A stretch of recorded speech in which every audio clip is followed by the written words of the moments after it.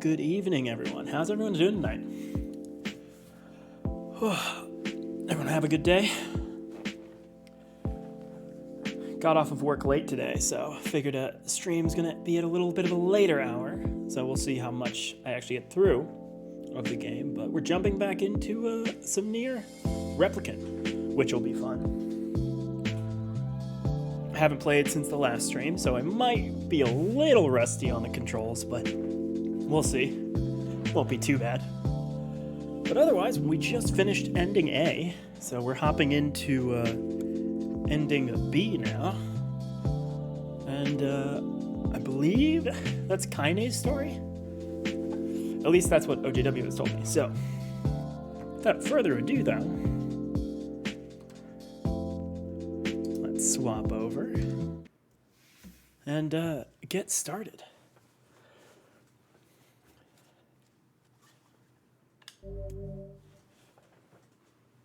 Played 24 hours so far.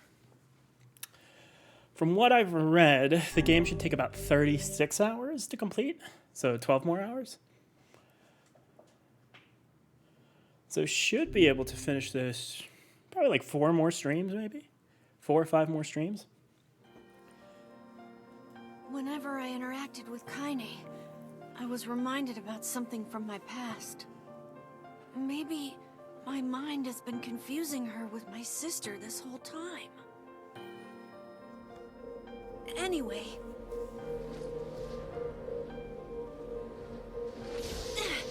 Kaine.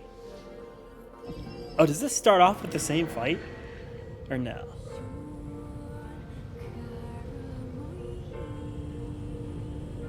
The game also just sounds amazing.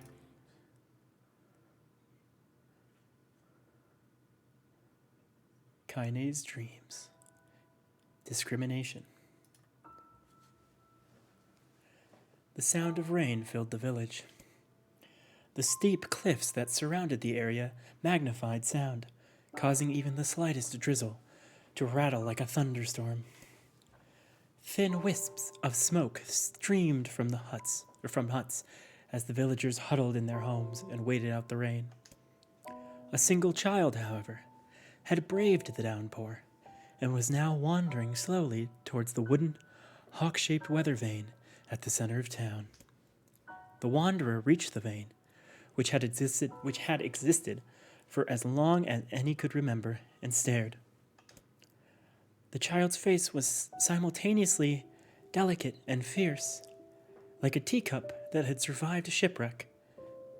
Those traits combined with pale white skin to give the face an almost sexless quality. If the beak turns east, I go home. If it stays west, then I... The child blinked. Rain slowly dripped down the young one's short hair and began its long descent to the ground. Come on. Come on. The child felt a slight breeze and watched as the veins slowly creaked to life. Spinning this way and that for a moment, it finally settled, with the beak pointing firmly towards the east. East. Really? Before the vein could move again, a jagged rock came, spinning and tumbling through the air, striking home against the child's head. The force of the blow dropped the child to the ground, as a hail of stones began to fall all around. Oh no, they found me. A heartbreaking smile crept across the child's face as the stones continued their assault. Through the rain, the sound of multiple footsteps grew louder before a voice rang out. Yahoo! Kaine! The voice belonged to Demo. Demo? Worst of all the bullies in the area. As Kaine struggled to stand, a final stone came skittering through the mud and bounced against her foot. Blood oozed from the cut above her eye and blurred her vision, but she could make out the shapes of Demo and the usual gang of idiots. The boy seemed taken aback for a moment by Kaine's seeming indifference to the blood dripping from her face, but quickly regained his bravado. What's up, freak? You like the rain? You like getting all wet? Or did you finally decide to run away from home? Though she knew it was futile, Kaine turned to leave. Before she could get more than a few steps, the other children scrambled around her, cruelty burning in their eyes. Kaine knew those were not the only eyes on her. The tormentor's parents watched from the safety of their homes. She was attuned to the sensation. It was one she had experienced many times before. While some villagers simply turned a blind eye to their actions of their children, many encouraged it openly. In a society ruled by superstition and fear, Kaine's was something to be hated, if possible destroyed. I didn't say you could leave, freak. Demo's words chewed at her like a worm through an apple. He can't hurt me, she lied to herself. Be strong, be brave. He can't hurt me. He can't hurt me. He can't hurt. Oh, look, the little freak is gonna cry. What's wrong? Are you sad that everyone hates you and wants you dead? Kaine prayed for the rain to flood down and carry her away from a world that seemed to have no place for her. Man! Oh, me, this is sad. But if there were gods, they chose to ignore her. As Demo crept closer, ever closer, the clouds began to thin and the rain slowed. Even the weather hates me. I'm useless. A failure. I wish Demo's rock had taken my head off. Kaine couldn't meet Demo's leering gaze. She lowered her eyes and stared at the muddy ground below. The bully moved forward until he was inches away. She could smell the scent of old meat on his breath. The boy grabbed Kaine's face with thick fingers and yanked it upward. She tried to run away, but he forced her gaze back and jammed his thumb against her eyelid to pry it open. Show me. No. Did you just say no? Demo grinned evilly. You don't say no to me. No one says no to me. Ever taking his attention from Kaine, he called to his cohorts. Come on, guys. Let's give the freak what she deserves. As soon as Daimo finished, kicks and blows began to rain down upon Kaine. Daimo paused, still grinning as Kaine curled into a ball and tried to make the pain stop. I don't get you, freak. What you acting like a girl for, huh? Everyone knows what you really are. Kaine ignored the question, choosing instead to stare at the weather vane. It continued to point east, as if supremely confident about the future it had chosen for her. Go home. Yeah, that's a funny joke for someone with dead parents and no home to go to. Freak, chanted the children. Freak, freak, freak. Kaine closed her eyes and listened to the rain, waiting for the pain to start again. As the clutching hands of the village children closed around her, she bent her mind to the sound of the rain, letting it become her world entire. The rain fell, but the pain never came. Only when the laughter of her tormentors turned to terrified cries did she dare open a single blood-caked eye. Kaine's was shocked to see Demo sprawled upon the ground, holding his head, screaming in pain. She could see blood welling from the space between his fat, twisted fingers. Oh my God, he's crying. He's actually crying. Deprived of their leader, the other children glanced back and forth between themselves, as if waiting for someone to step forward and take charge. When no savior emerged, they began an unease shuffle away from God. It's so weird. They began an unease shuffle away from an unease shuffle. Yeah. For some reason that just read weird to me. Alright, back. When no savior emerged, they began an unease shuffle away from Kaine. But the young girl was the least of their concerns.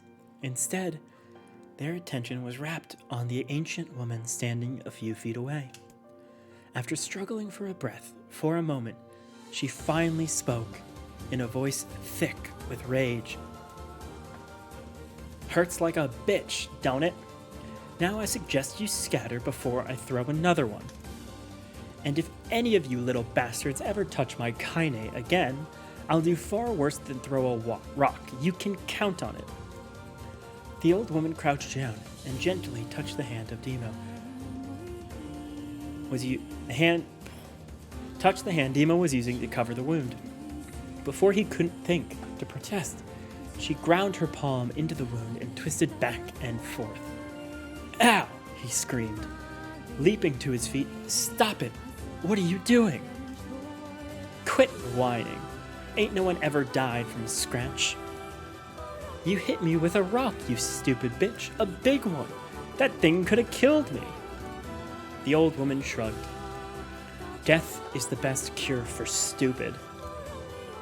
Demo's face twisted with rage at her words. Locking his eyes on Kaine, he took a step backward and spat on the ground. "Get out. Leave this village. No one wants you here, either of you." Seeing the old woman grab another stone, Demo and his companions turned tail and ran.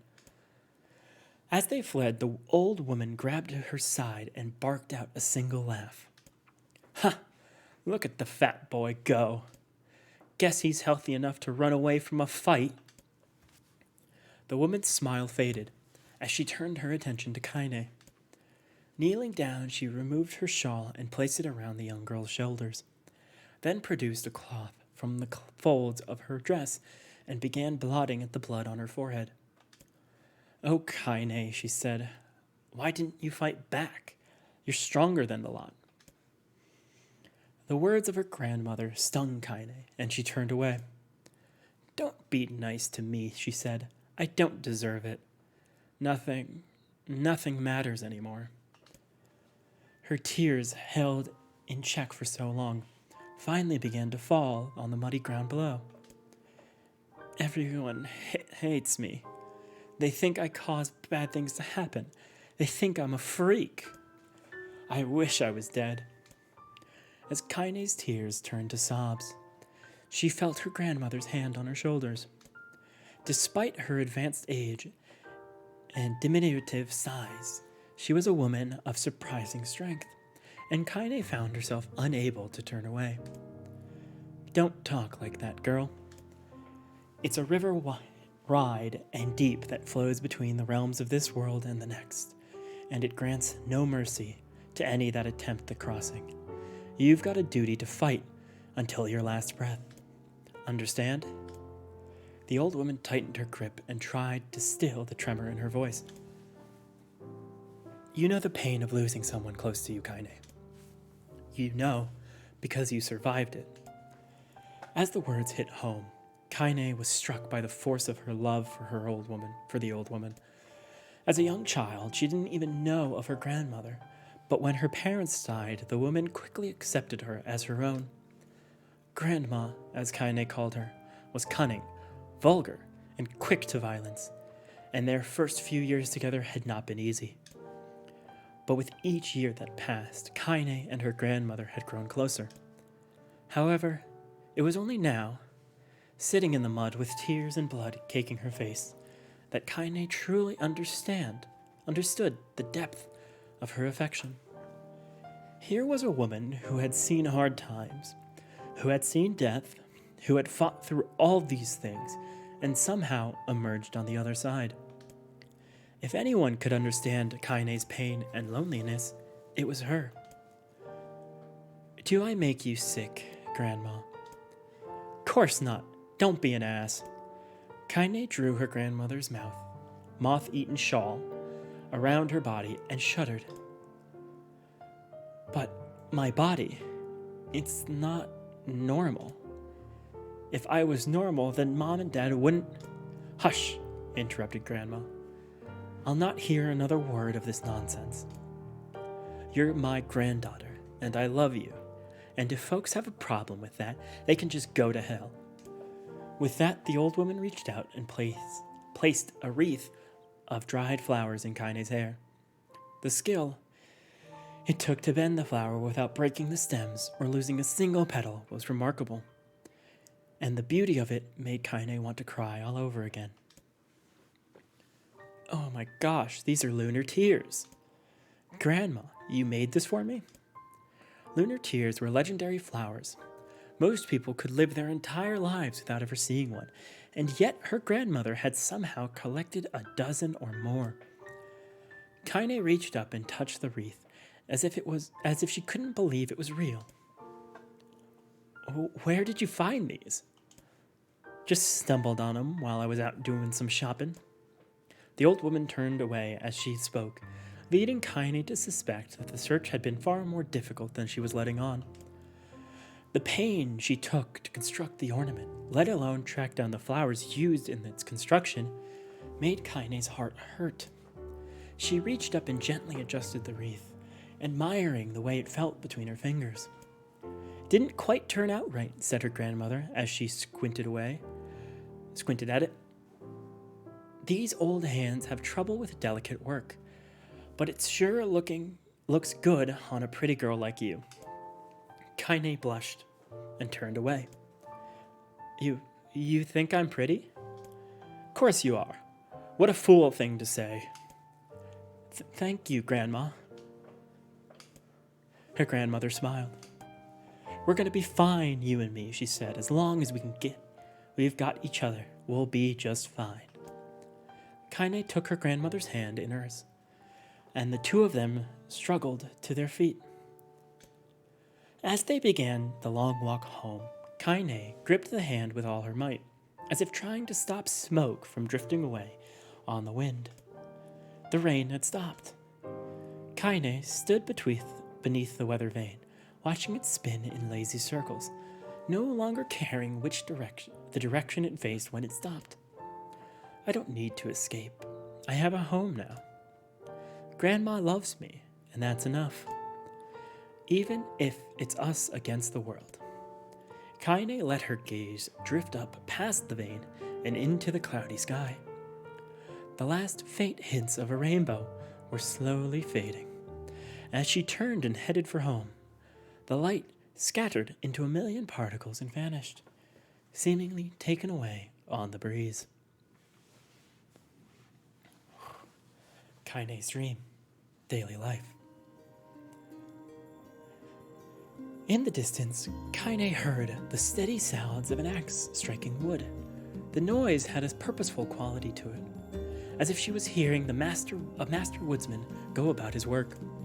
The firewood being produced, however, was as far from a work of art as it could be. Pieces of every shape and size were being flung around about the barren yard with wild abandon. Anyone trying to snag such wood would probably die of frustration before the job was through. Stupid piece of shit axe. Kaine's grandmother flailed away with the axe, filling the air with both splinters of wood and words that would make the most hardened sailor blush. Grandma, called Kaine. That you, Kaine? Yelled the old woman, taking her eyes off the wood for a moment. Don't get too close, or I might take your goddamn foot off by mistake. She brought the axe down on a piece of wood, sending chips flying in every direction. One spun past Kaine, close enough for her to hear the whistle, at which point she decided to step back. Good call, good call. Take a sip of water here, because this is a lot of reading.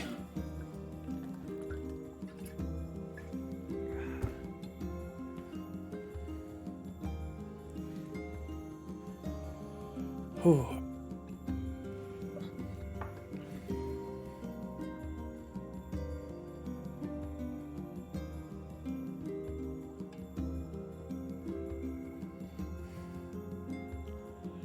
All right, let's get back to it. Once she'd scuttled to a safe distance, she cupped her hands around her mouth and shouted, Grandma! Do you need help? I can get you water or lunch or a new axe or something. The axe, poised to strike another wobbly blow, paused in midair. The old woman considered her granddaughter's offer for a moment, then smiled. Tell you what, since I'm doing such a piss poor job of chopping, why don't you come here and take over so I can go get the water? Shades have been restless lately, and I don't want you running into one of them bastards. Relinquishing the axe, her grandmother picked up a long pole with wooden buckets on either end.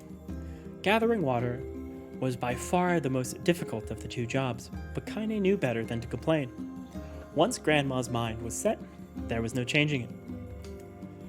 Kaine did her best to help with chores, but Grandma took every task that required travel to the village. Though she had a long list of plausible excuses, Kaine knew the real reason.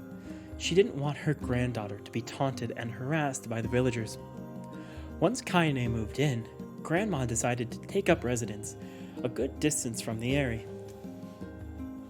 Out of sight, out of mind seemed to be the best policy when it came to the villagers and her granddaughter. And rare were the days when any but the two of them could be found on the rocky acre of land they called home. Kaine enjoyed the solitude, but harbored a secret resentment that her grandmother was forced to spend her golden years in such a place. After watching her grandmother leave, Kaine turned her attention to the task at hand. She had never chopped wood before in her life, and soon discovered why the old woman hated the chore.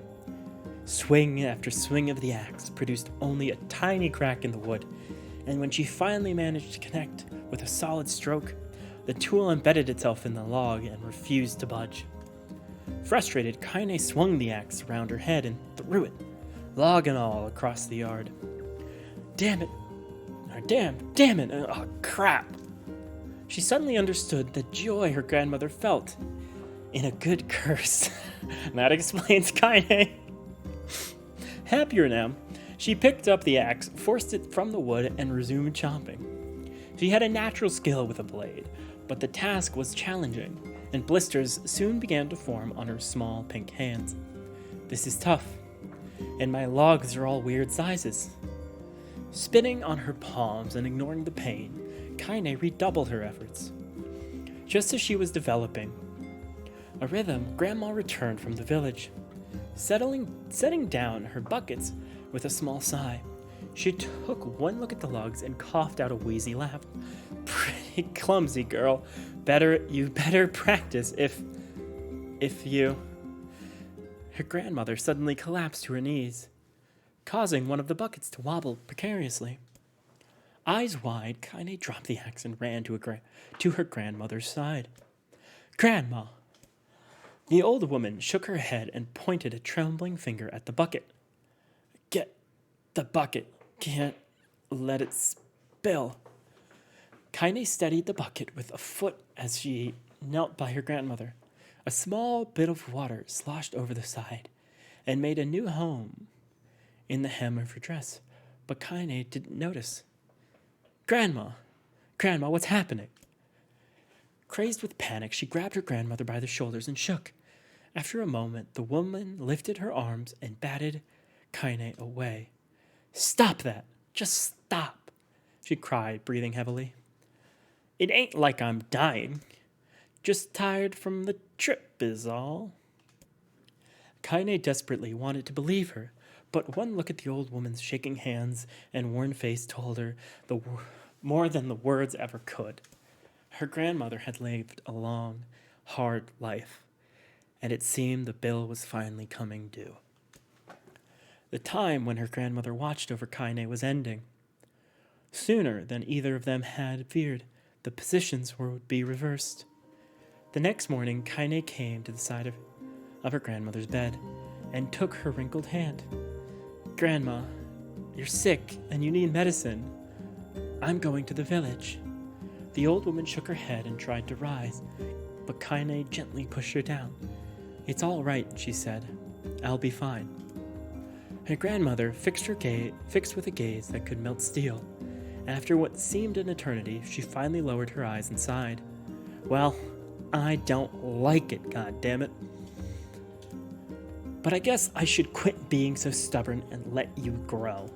The old woman watched as Kaine strapped on her boots and made her way down the road to the village. Hours later, as an unseen sun made its way across the dark, rainy sky, she was still watching. Kaine moved at a brisk pace, checking her pockets every few minutes to make sure the money her grandmother gave her was still there. Every noise caused her to spin on her heels, making sure she wasn't being stalked by a shade, or worse, Demo and his gang. But she encountered neither tormentors nor shades, and Kaine finally found herself at the entrance to the village. The few adults she could see glanced sideways at her, then muttered to each other behind their raised hands before slinking away into the shadows. Her heart racing, Kaine took a series of rapid, shallow breaths and tried to calm herself. I have to prove myself. I have to help Grandma. I have to be strong. She chanted those words to herself over and over again as she slowly made her way. Finally, her eyes settled on a rotund older woman who was angrily waving her arms in the air and telling everyone who would listen exactly what she thought of Kaine's presence. "Hey lady," said Kaine with a bravado she did not feel. "Where's the apothecary?" The woman's flabby cheeks shook in bewildered anger. "How dare this thing speak to me," they seemed to say. But Kaine saw her eyes held a different emotion. Fear. "Yeah, we're both scared, lady. Trust me on this one." "Which way?" Kaine repeated. The woman pointed at a small building to her right before hitching up her dress and stumbling off in the other direction. Kaine cringed, expecting a stone to come flying from the assembled crowd, but none came. Her mind was filled with a strange sense of pride as she made her way to the apothecary. But the new emotion had little time to take root. For as soon as she opened the door, she noticed a familiar customer at the counter. It was Demo. He clearly had been sent on some kind of family errand, because his gang and followers was nowhere to be found. "Oh my god," he sputtered. What are you doing here, freak?" The insult was delivered without force, and Kaine happily ignored it. Stretching on tiptoes to see over the counter, she asked the shopkeeper for medication. "Ha!" barked Demo. "That old bitch finally keel over?" "Go to hell, Demo." The boy's eyes grew wide as they seemed ready to fall out of his head, but before he could let fly a comeback, or worse, a punch, the apothecary told them to knock it off before he kicked them out of the store. Demo slunk out of the shop, cursing Kaine under his breath. Once he was gone, she allowed herself to breathe once more, taking a brief tour of the shop while the owner prepared her medication. Countless tiny bottles filled the cramped store, each with a label written in some indecipherable language. An ocean of aromas assaulted her nose, creating a scent that was exotic, but not altogether unpleasant. Seeing such a variety of supplies gave Kaine a sense of peace. Surely, in a world so vast, there would be a place that she could call home. On the far wall, behind the counter, rested a portrait of a stunning young girl. The picture had once contained bright, vibrant colors, but time had worked its cruel magic and they were beginning to fade. The beauty of the work, however, remained undiminished. "You like that picture?" Kaine turned to find the apothecary with a small vial of medicine in his hands. His eyes were gentle but sad. They seemed to stare through her and into nothing as he spoke. "That's my daughter. I sketched it when she was just a little girl. She's been dead a long time now." Kaine didn't know how to respond. She just stared at the portrait and tried to come up with the right words. "Pictures are wonderful things," continued the shopkeeper. "They let the ones closest to you live on forever." He shook his head slightly, then looked down at Kaine with a smile. Handing her the medicine, he reached into his sizable green apron and produced a handful of wax crayons. "You should have these. There's no one left that I wish to draw." Kaine took an instinctive step back, causing the shopkeeper's face to darken. "Yes, I've heard the rumors about you," he said. "It's a small village and word travels fast. Between you and I'm not sure which of them to believe. But I also don't think they matter much. I know your grandmother, Callie, and I think the way she was driven out of this village, out of this town, is just deplorable. Grandma's name is Callie? Thought Kaine suddenly. She was still mulling over this new fact.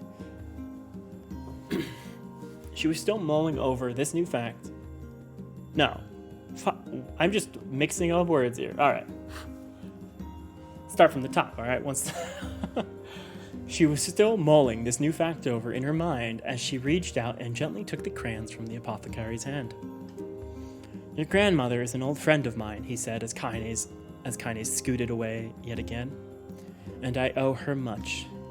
I wager she would like it if you drew a picture of her. Yes, I think she would like that very much. Kaine murmured in a quiet agreement, but inside her heart was bursting.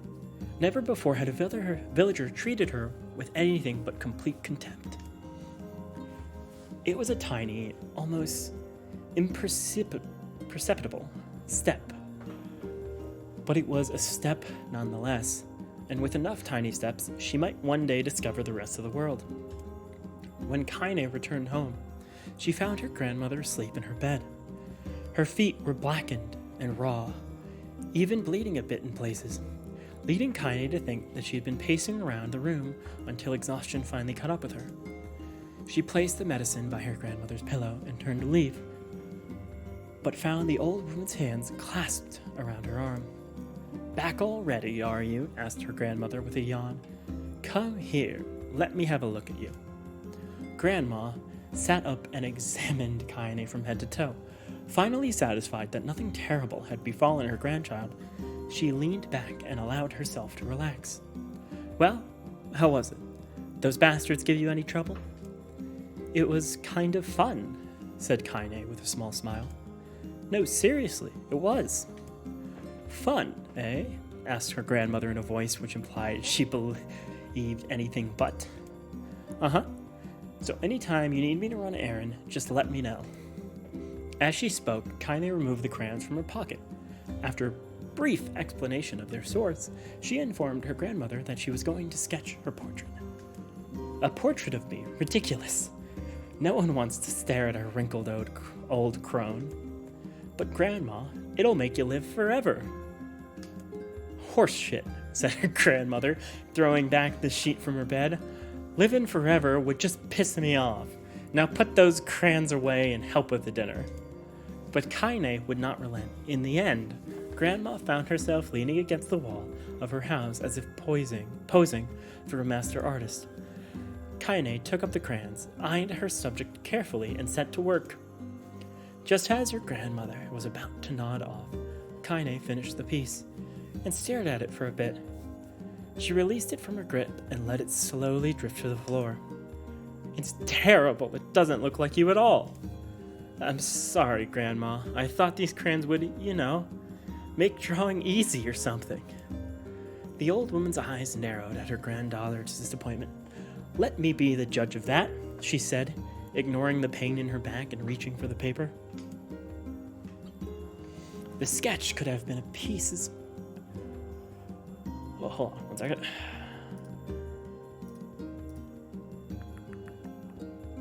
Okay, cool. Sorry, something popped up. The sketch could have been a person's face. It also could have been a boulder, a lump of clay, or an incredibly misshapen loaf of bread, all rendered in a chaotic array of colors. The old woman stared at the picture for a long time, then slowly wheezed out a laugh. Oh, Kaine, she said between laughter, you truly are my blood. You're as clumsy as me, and I love it. But, hush. I won't hear any more bull about how ugly you think it is. It came from the heart, and I'll treasure it always. True to her word, the old woman gave the picture a place of honor above the kitchen table. In the days that followed, Kaine would often catch her staring at the portrait with a strange smile on her face, an action she interpreted as a silent, mocking laughter. A week later, Kaine could stand it no more and asked her grandmother to take the artwork down. Posh, said the old woman. I'll take this down when they roll me in my shroud, she pondered. She pondered this for a bit, then turned to Kaine and dropped to one knee. Listen to me, girl. Seeing this picture makes me happy in a way I've never felt before. And it makes me want to go on so that someday you can feel the same happiness. It was a moment that burned itself into Kaine's memory. A perfect blend of pride and love and joy that came together to form a lifelong remembrance.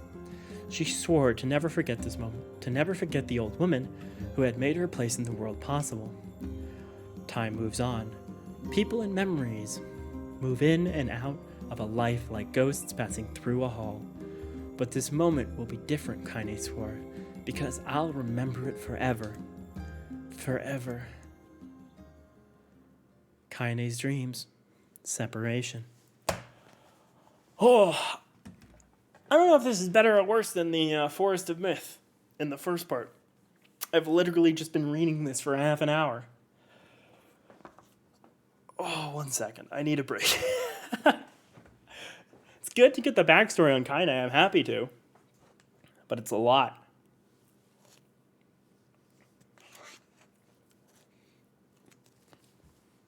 And I don't want to fast skip through it all, because then I would not know what's going on.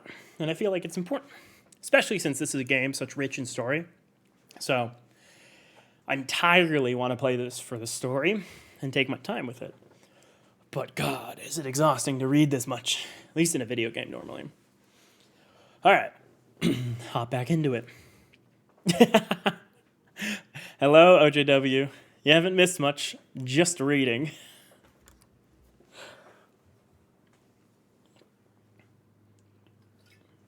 How's it going?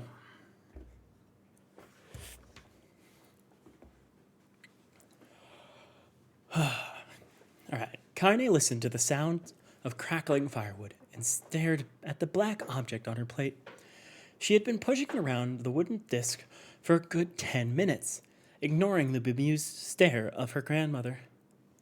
Watching through Oculus? That's cool. I gotta start using the Oculus more, or setting it up to do other things than just play Beat Saber, because that's currently all I use it for. Finally, she summoned her courage and gave the object a brief sniff. A sharp, bitter scent flew up her nostril and made its home there, causing her face to twist in disgust. Typing hard? I believe it.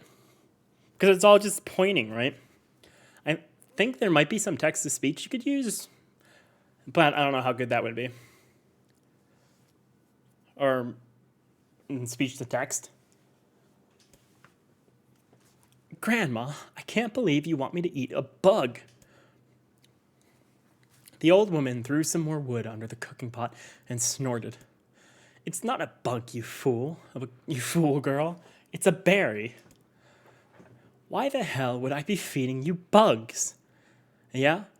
Well, it sure looks like a bug, said Kaine. And it's burnt or something because it smells terrible. With that, Kaine held her nose and threw the berry in her mouth, chewing as little as possible. Oh yeah, that's terrible, all right. Why, you little brat, laughed the old woman. Look at the sass on you. You've been spending too much time with me, and that's a fact. 5 years had passed since the moment when Kaine's grandmother had saved her from the bullies. As is often the way with two stubborn people, their relationship had grown in fits and starts, but moved forward all the same. Meals that used to be somber affairs were now filled with laughter. And hurled... Thank you, Beagle Bagel, for the bits. Filled with laughter and hurled abuse in equal measure. Has it just been reading? Yes. It has been about 40 minutes of straight reading. Probably a little less, more like 35. But yeah. So far, just reading. Just Kaine's backstory, though. 3, 2, 1, 0.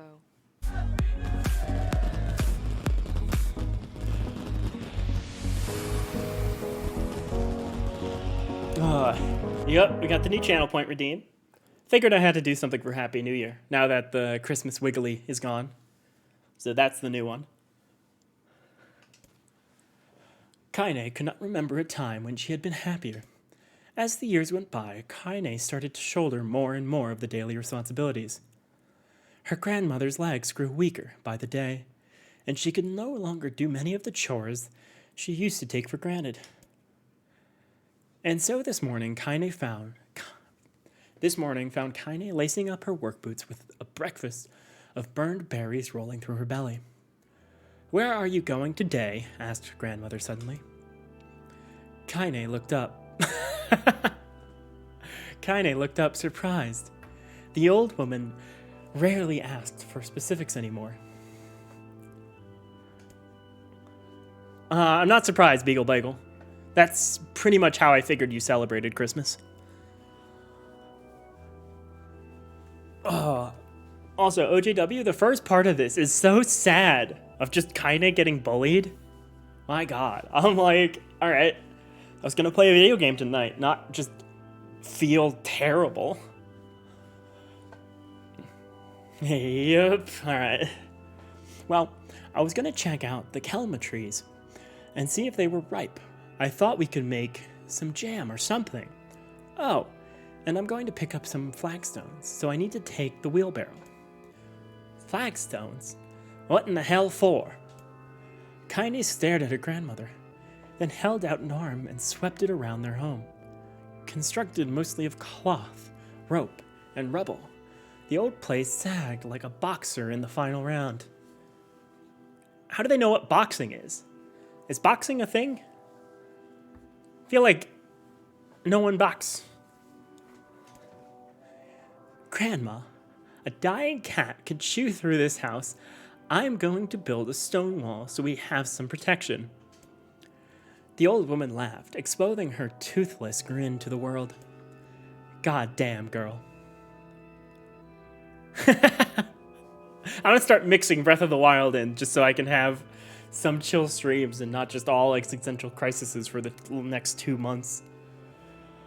Goddamn, girl, if a bunch of thieves want to ransack this old place, let them come. We got nothing worth stealing anyway. I'm not worried about thieves, I'm worried about shades. People saw one west of the village yesterday. The old woman tilted her head and stared at her granddaughter. Well, shoot. I don't know why you would have to do it today. We can worry about it some other... Grandma? No. If I don't go to the kelma trees, we won't eat tonight. You know that. A confused expression passed across the old woman's face, and for a moment, she was a small child lost at a carnival. Yes, she said after a bit. Yes, of course, you're right. I'm sorry, Kaine. Lately, my mind is... She didn't finish the thought. Instead, walking over to her nightstand and gently taking a wreath of lunar tears from the drawer. The flower's petals had aged to a brilliant whiteness, and Kaine thought it was more beautiful now than the day she first received it. You're gonna be a true woman soon, Grandma said as she placed the flowers in the girl's hair. So that means less chatter about shades and building defensive walls, and more talk about how beautiful you've become. Annoyed, Kaine reached up to remove the garland, and the look on her grandmother's face stopped her hand. You're a beautiful thing, said the old woman, and there ain't another like you in the world. I'm very proud of you, right? Man, I should play like text adventure games on this channel, because at this point, I think most of my streams have been devoted to reading white text on a black screen. Okay, Grandma. That's enough goddamn compliments for one day. Such a mouth on you. Where did that come from? Gee, I wonder. I'll teach you to sass me, girl, yelled Grandma. Suddenly, she lurched forward and grabbed Kaine's by the ear, pulling her around the room with a crazed grin on her face. Grandma, yelled Kaine in a quaking voice. Grandma, stop it. What the hell? It was at this moment that he knew. He fucked up. It was true. At this moment, I knew I fucked up listening to Matthew for game recommendations. Play Nier. It'll be fun, he said. It's a hack-and-slash game, he said. Yet, it's all reading. The old woman stared at her and blinked, then slowly held a wrinkled hand out as if she was the first time she had ever seen them. I don't know what happened there. I'm sorry, girl. Sometimes my mind just... Kaine thought the look on her grandmother's face was the most heartbreaking thing she had ever seen. Listen, she began. Maybe I should stay home after all. Now, I won't have you stay here to keep an eye on the old codger like me. You go get your fruit and your wall and whatnot. I'll be fine. And when you come back, I'll have a nice grasshopper dinner waiting for you. Kaine rolled her eyes, then kissed her grandmother on the forehead and made ready to depart, trying desperately to ignore the worry that she was gnawing at the walls of her heart. Kaine could feel the old woman's eyes watching her as she moved down the path. Don't turn around. Don't turn around, she told herself, but in the end, the temptation was too great. She spun on her heel for one final look and saw a small, bent woman standing in front of a rumble shack hut with a sad expression on her face. Gods, she looks so old now, and it's like the wind could reach down and carry her away. Kaine worried about her grandmother all day, causing her work to suffer. What little fruit she could collect was tossed carelessly into a wheelbarrow, and she only found a couple of stones before losing interest in the project. Finally, as dusk approached, she decided to call it a day. Cursing herself for the lack of focus, Kaine pushed the nearly empty wheelbarrow back down the path. As she crested the final hill, she suddenly froze in place. The wheelbarrow fell from her fingers and collapsed on its side, sending a few of the wrinkled brown fruit rolling back down the hill. Her gaze was transfixed by a thick black cloud that hovered just ahead. Tracing its path with finger, Kaine suddenly felt her stomach knot in on itself. No. Oh gods, no. I believe you. I really do. 1 second reactions, VR is great. Long-winded things, that's kind of rough. Her grandmother's house was ablaze. The flames licked up as if they were trying to touch the sky itself. Grandma. GTA was cool though, easy to set up. Nice. I saw you opened Skyrim. How was that? Or were you trying to play some VR in Skyrim?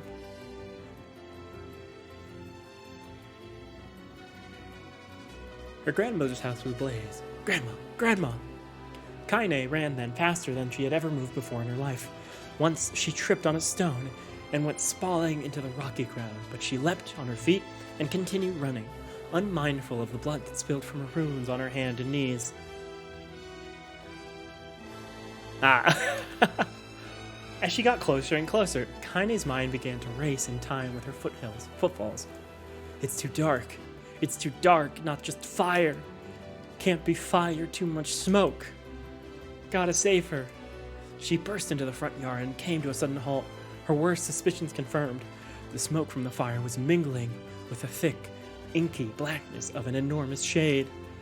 The massive creature supported itself on 3 twisted feet and achieved balance through means of a large armored tail.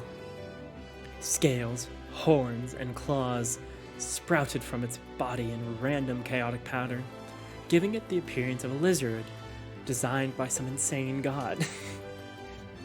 Seeing Kaine, it let out a roar and flickered its tail, sending small whirlwinds spinning around the yard.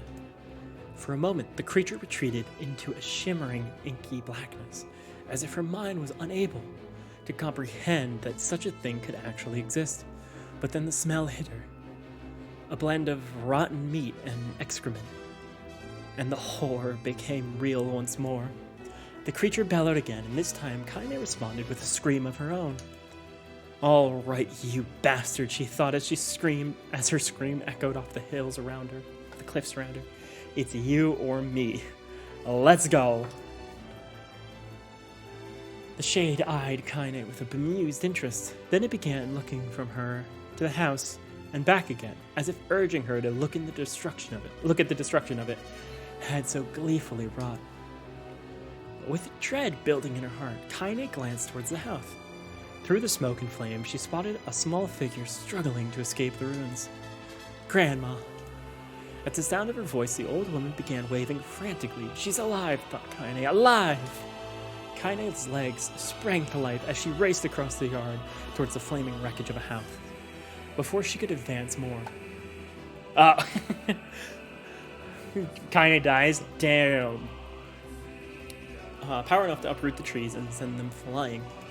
The blast sent Kaine tumbling through the air before smashing her against the rocky earth.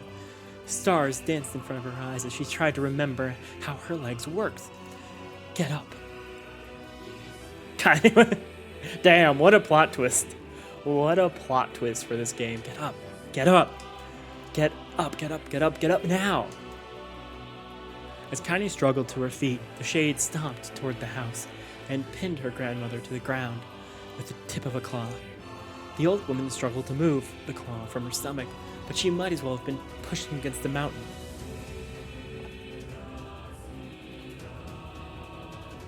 Did you? Nice.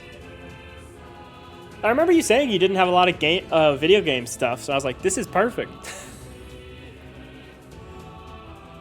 She coughed briefly, sending a small spray of blood into the air, then collapsed to the ground, her energy spent. Kaine lurched.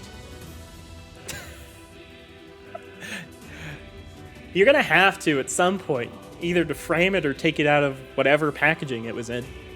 Whatever, like, plastic. With gloves? Okay. Gonna also have to buy gloves then. Some sterile, medical gloves. Kaine lurched to her feet, only to fall back to earth with a gasp. Her ankles were on fire. One or both of them were surely broken. Ignoring the pain that screamed through her body, she began dragging herself across the ground, leaving a drunken tail of dust and blood in her wake. Grandma. Hold on. Just a little longer. Her grandma's face was turning blue, her eyes rolling back until the only whites were exposed. Kaine pulled herself across the ground with maddening slowness. The distance seemed to increase with every second that passed. The shade glanced between the two women and flickered its tongue, its giant mouth turning up at the corners. Short, panting breaths belched from somewhere deep inside its core. Bastard, laughing at us. She had no idea how such a mindless creature could experience emotion, but there could be no doubt the shade was taking joy in their suffering. Yeah, I see your plan. The shade moved its claws slightly, allowing Grandma to breathe again. It was clearly keeping her alive, only to snuff out her life when Kaine was close enough to touch her. I'm gonna kill this bastard. Summoning all her strength, Kaine rose to her feet. There was a sickening snap from her right ankle as a foot twisted backwards, but she forced it from her mind and began to hobble towards the monster. Pulling a small knife from the pouch at her waist, she leapt on the foot that pinned. Depends. I only have 2 hours left. Before I should call it, I need to end stream. So, if reading takes 2 hours, then the stream might end first. Pulling a small knife from the pouch at her waist, she leapt on the foot that pinned her grandmother and plunged the weapon deep. Give her back, she screamed. Give her back to me. It was like stabbing a rock. After a few swipes, the knife broke at the hilt with a dull snap. The shade panted laughter again, then raised its tail and sent it rushing through the air towards the young girl that was latched onto its foot. Kaine never had a chance. The tail struck her square in the chest and sent her crashing into the burning wreckage of the home. Kaine's vision blurred, but she forced herself to focus on the sound. Finally, her eyes cleared enough for her to make out her grandmother's hand reaching out to her through the smoke. Grandma. Kaine, you gotta run. You can't best this one. Kaine grabbed the hands and held on with all her strength. Grandma, come on. We have to go. The old woman coughed loudly as one of her hands, slick with blood, slipped from Kaine's grasp and thumped to the ground below. Grandma? No. No. I said run, goddammit. You have to live. You have to get through. The thought would stay forever unfinished. Before she could say another word, the shade's clawed foot descended, smashing through the remains of the roof and down upon the shattered figure of the old woman. Blood oozed from the gaps in the creature's toes as the terrible, putrid smell assaulted Kaine's nose once again. She stared at the foot, dumbfounded, convinced that what she was seeing could not possibly be real. Yeah? This one gets you off, Beagle Bagel? A twisted, unrecognizable. When the creature finally lifted its appendage, all that remained underneath was a twisted, unrecognizable mass of rubble and red. Her grandmother was gone. Kaine blinked, trying to feel the hands which had been in hers just a moment before. For a fleeting instant, she could remember the warmth of that embrace, the trembling of the fingers, but the sensation drifted away on the breeze and was gone. Memories flashed through Kaine's mind, one after the other, faster and faster, until they became a meaningless jangle of noise. Kaine screamed then, a thunderous sound that echoed off the cliffs and seemed to roll away forever. The shade eased forward, black ichor pouring from its mouth, dissolving into smoke on the ground below. The earth shook with every step as it crept towards its prey. Kaine's body slowly rose as if controlled by a mad puppeteer. Her arms and legs were bent at impossible angles. Her head lolled dangerously to the side, yet somehow she managed to stand. Staring at the shade, her eyes began to glow with a deep red fire. The creature, so confident just a moment before, took a slow, hesitant step backward, trying to discern if this broken human could possibly pose a threat. Kaine seized the moment, laughing like a madwoman. She leapt into the air and plunged the shattered hilt of her knife deeply into the leg of the shade. The shade shook Kaine off like a fly, sending her crashing into the earth once again. Her chest rose and fell slowly, as if a great weight were resting on it. Moist sounds of pain echoed through her mind. Something warm and thick oozed from her ears. Is that blood? I think it is. Think I'm bleeding to death. No, can't die. Grandma told me to live. Deep inside Kaine's mind, something finally broke. The sound, the pain, the smoke and flames, all of it faded away until all that remained was a single incantation repeated over and over again. Kill it. Kill it. Kill it. Kill it. Kill it. Kill it. Kill it. Kill it times 20. Kill it now.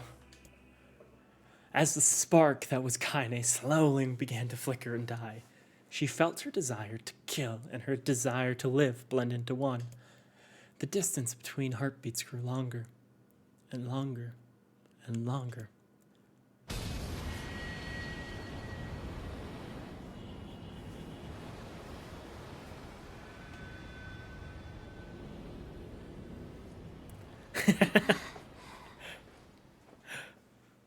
Yep.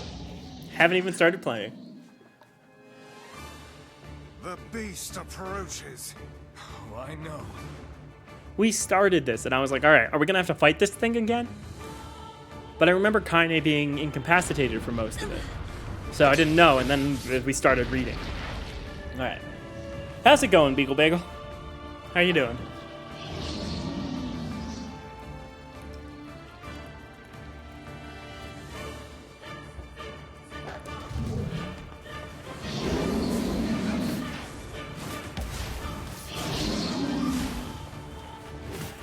Oh, I don't remember how to play this game.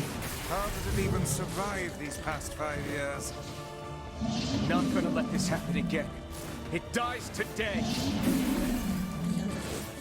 My sword feels lighter. It's not the blade, but the skill of the user. Strike it down.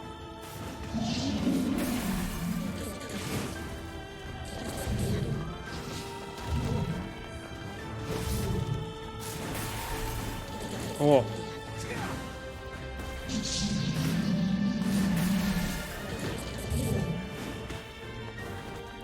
I am not in the right mindset for this right now. All right, how's this work?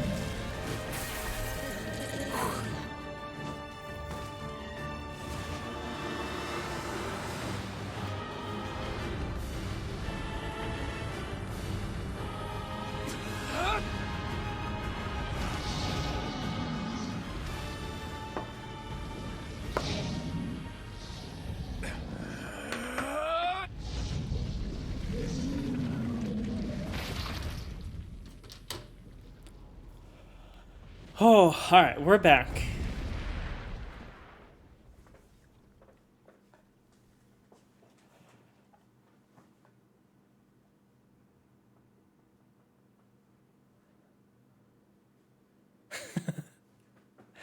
Yeah, a lot of reading, man. A lot of reading. Kaine's dream. Encounter. Gently. Weakly. Softly. Philosophical died inside as he saw more text appear on the screen. The shade hadn't done the damage. It was the torment of the game all along. His hand reached out and hovered over the stop stream button, questioning his life decisions again and again, only to stop right before continuing, realizing there's no way out. He has to finish the game. He has to continue and play. The shade. Barely any reading in that one? Good. Well, that's the thing. I don't remember any reading in the first part. I mean, you have a lot of those like quick time or like bullet hell mini games and stuff like that, which get annoying at some point. But in 2B's playthrough, I don't remember any reading. Now, I don't know about 9S's or the third one. So, yeah, this is all required though, right? Like there's documents that are lore and stuff like that, which I don't know how much I'll get into like documents, but the shade, sure that its tormentor was dead, turned and stomped off towards the horizon, stopping along the way to bellow one final roar. Couldn't kill it. Shamed beyond imagining, Kaine tried to turn her head to the side, but only succeeded in coughing up a huge gout of blood. It was getting difficult to see.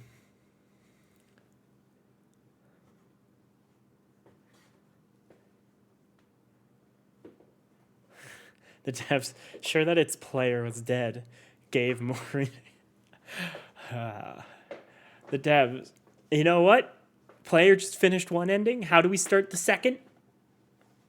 Exposition through reading.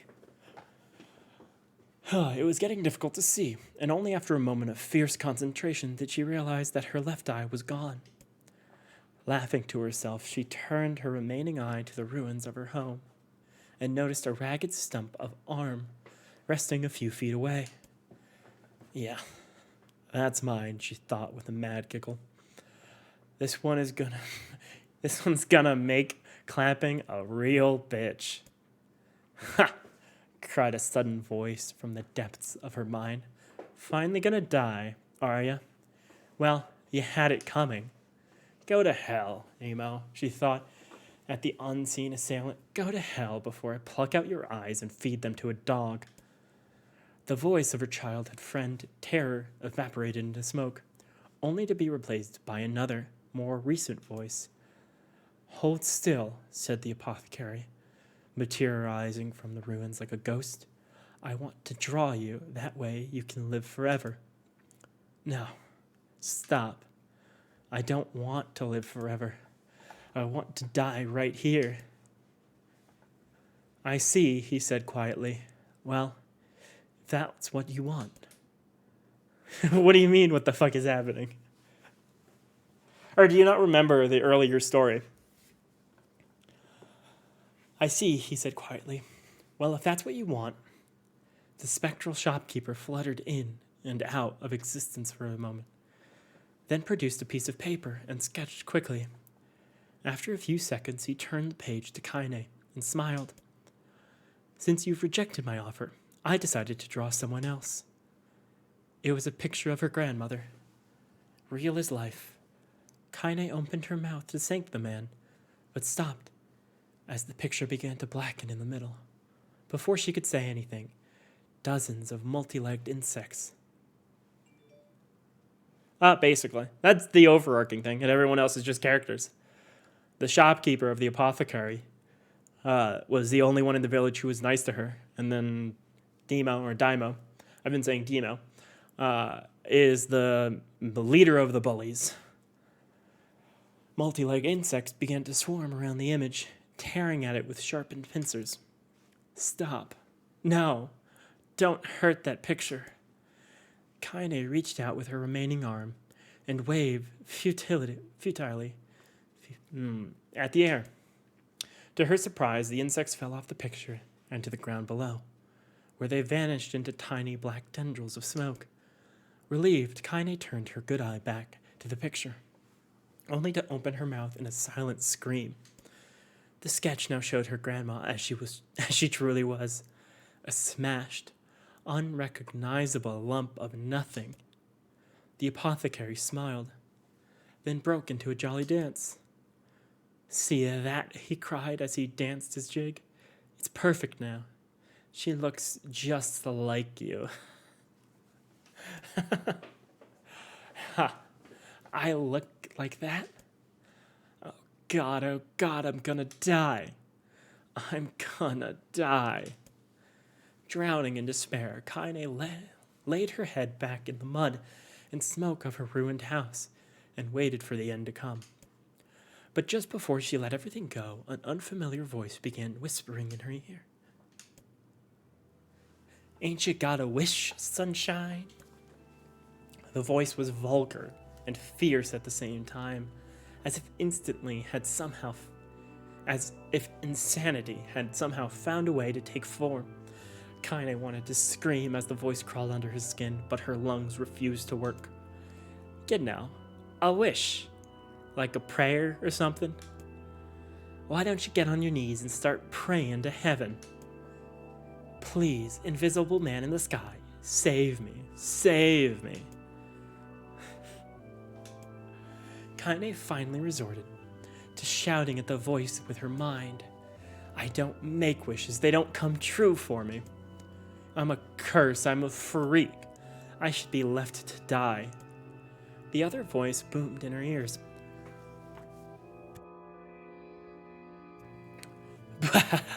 Oh God, you are the best. Kaine glanced down and saw a black, shiny substance oozing from her legs.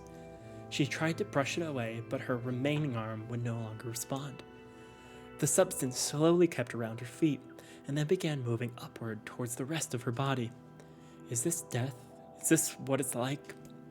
Or is my mind just losing itself? She could feel the slime oozing upwards, feel the hot, searing pain it left in its wake. Whatever else might be happening, she was alive, and this was real. Come on, said the voice, let it go. Kaine tried to ignore the voice and concentrate on the pain, but the newcomer would have none of it. Don't ignore me, sunshine. You're ready to give up, ready to die? So why not let me have it? Have what? Your body. Come on, give it to me. Give it to me. I want to stand on the ground, feel the rain, taste the wind. The voice paused as if licking its lips. When it resumed, it was filled with mad, unabated joy. And I want to take your hands and use them to choke the goddamn life out of people. I want to tear out their throats and bathe in the blood, just like before. In response, Kaine shifted her head and vomited. The warmth of it crept down her front and mingled with the pain of the encroaching black ooze. Tempting. Are you a shade? Yeah, maybe. What of it?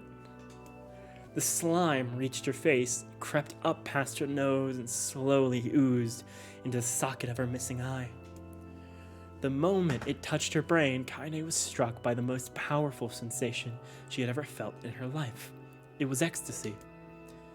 Are we doing drugs now? She wanted to scream with delight, but all she could manage was a small, whispered moan. Feels good, don't it? Asked the voice with a chuckle. Yeah, what can I say? I don't know how to... I know how to please the ladies. Now give me... God damn, this line. Give me that body. Come on, give me the body. I'll give you more of this feeling. It's a fair trade. Is it a fair trade? What are you making me play? What are you making me play, Matthew?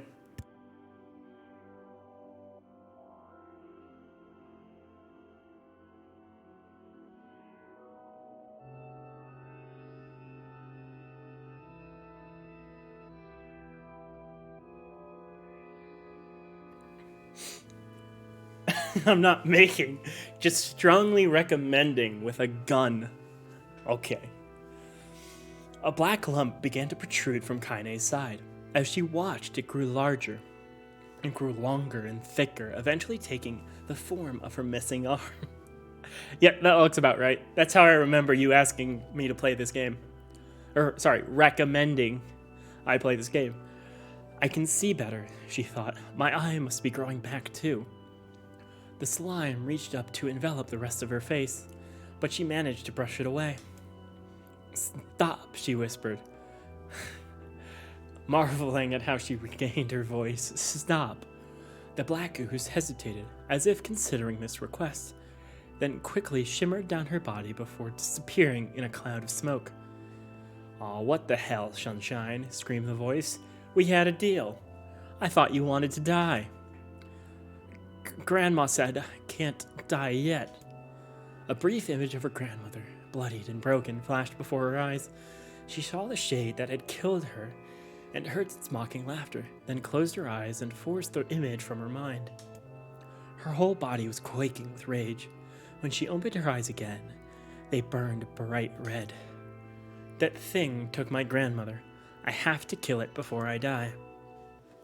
Kaine glanced down and saw a mysterious pattern. The pattern of the shades burn itself into her left arm. I'll be damned, the voice said cheerfully. Look at that, Sunshine. I think you and me are gonna be good friends now. Kaine stared intently at her arm. The more emotional she felt, the more the letters seemed reading to puncture her skin and begin infecting the rest of her body. The arm clearly had a will of its own now. Stop, gotta stop. Holding her left arm in her right, Kaine took a deep breath and tried to calm herself. Come on, don't fight it, pleaded the voice. Hate's my favorite dish and I'm hungry. Feel the anger burn with the fire of revenge, thirst for blood, then go out there and shut up and get the hell out of my body. Your body, that's rich, Sunshine, real rich. Look, why don't you just up and die so I can have this body all to myself? What do you say? I bet those buddies of yours in the Ares would love to see you dead. Kaine grabbed a nearby shard of grass and tried to shaw off the shade-infected portion of her side. Before she could, the darkened left arm grabbed her right wrist, crushing it. Kaine screamed and dropped the shard as the sound of bone crunching on bone filled the air. Stupid idiot girl, you're possessed now, Sunshine, and there ain't no going back. The voice laughed again.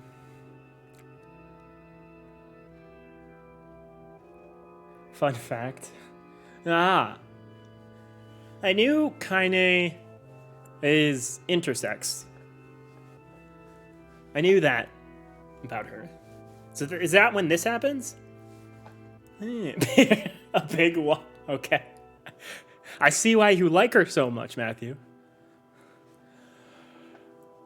The voice laughed again, a loud, long wail that seemed to go on without end.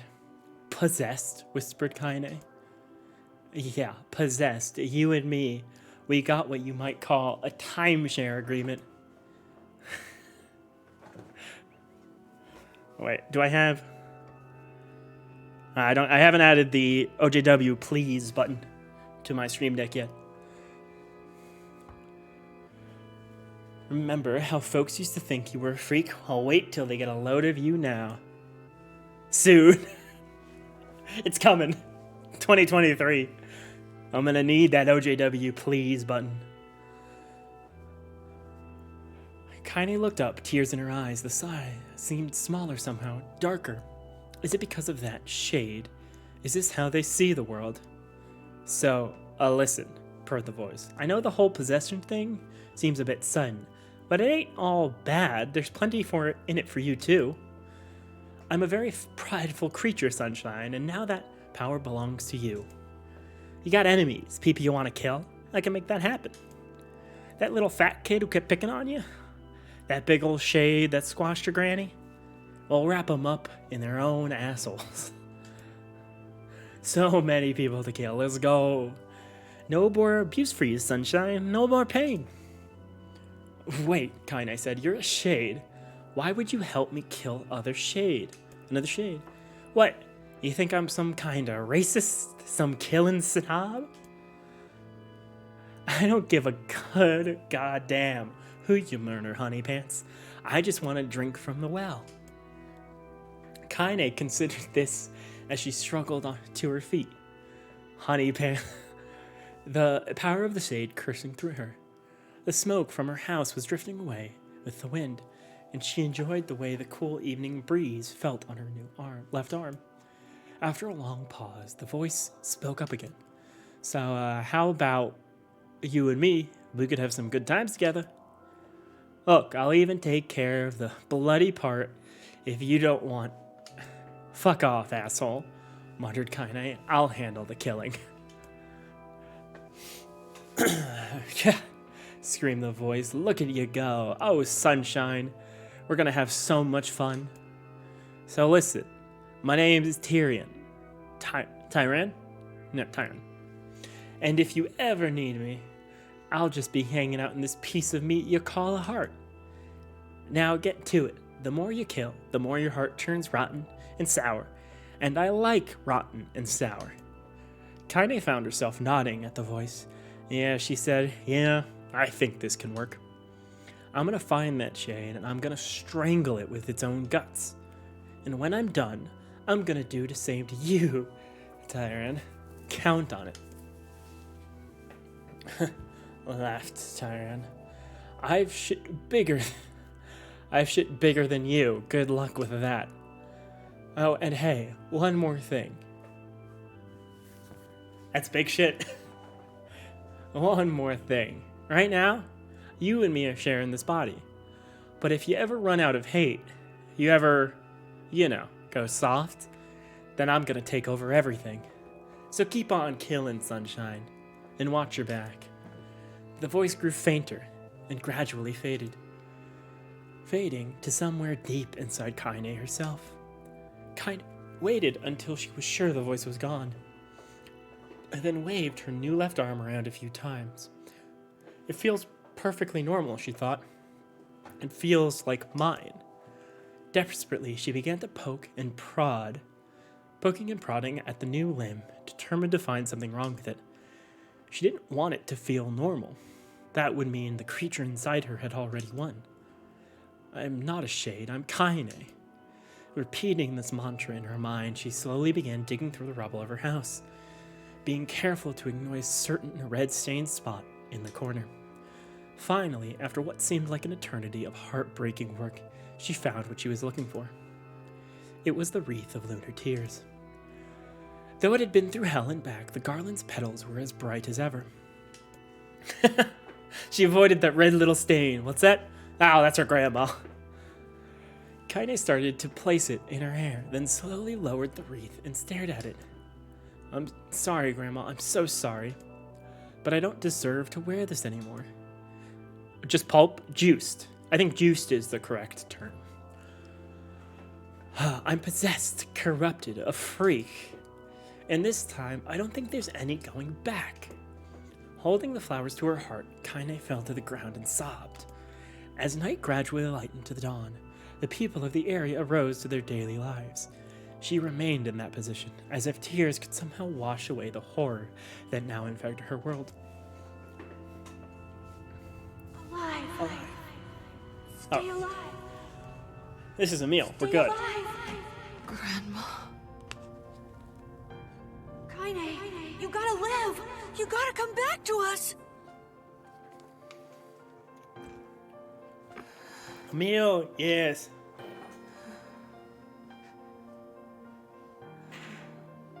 Oh, hey. Kaine's just like, oh, it's just you.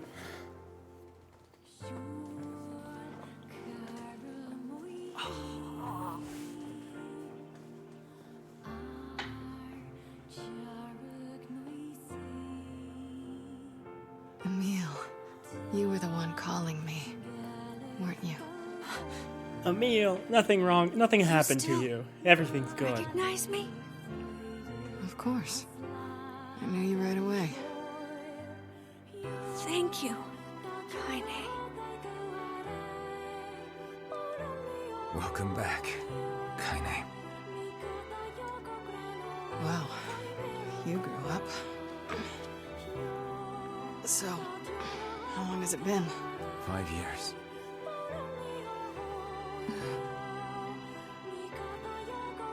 Whew, an hour and a half of reading.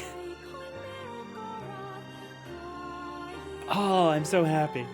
I love this part. I love that we got Kaine back. That's a long time. Even if her story was heart-wrenching and so sad. Any luck with Yona? We are still no closer to finding her. We need a way to locate the Shadow Lord. By the way, this is for you. Classic Nier, just pure sadness. Yeah, but it's so good. It's like this weird sadness that you're like, oh no, but like, it's more. It's good sadness. Yeah, you're like, I got get more of that sadness. Is that a lunar tear? It's not as good as your grandmother's, but I tried. No, it's great. Thank you. Oh, man, I remember when I was at this scene during part 1. And good times. Kaine waking from her long petrified sleep. Good times. Emil's unflagging kindness. Our reunion was a happy one, and we let it wash over us like rain. That is, until Devila and Popola had to go and ruin it all. Oh, yeah. Yeah, Devil and Popola said, fuck you, get out. Are you kidding me? You can't be serious. He said, I don't care.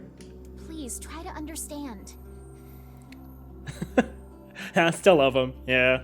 People are tired and scared, and I'm sorry. I I'm sorry you have to understand bear the where they're brunt of coming that. from. I understand where they're coming from, so I don't hate them. But, This is crap, and you know it. It's okay. We can sleep outside. No one's sleeping outside. exactly, right? They were doing a job that they've been doing forever. You and Kaine But you saved can't this blame village, and now they Nier won't run you either out? for wanting to survive. People are afraid of us. And really, I understand. I mean, look at me. I'm looking at you, Emil. You look like a good guy. You look like a great person and a wonderful friend. As long as you're still with us, I can deal with it. Right, Kaine? I'm used to sleeping outside. But We'll see you later. Sorry about this. One thing I'm thinking about now, which I've always found funny in video games, where they're like, the area is a great deal away from town. And like little things like that. When like it takes about Well, it takes less than a minute to run all the way to the area in game, but like in this world, that's like 20 miles. Kaine always sleeps outside. I never thought about that until just now. It's okay. It's okay, Nier. Never even occurred to me. Damn it. We should turn in.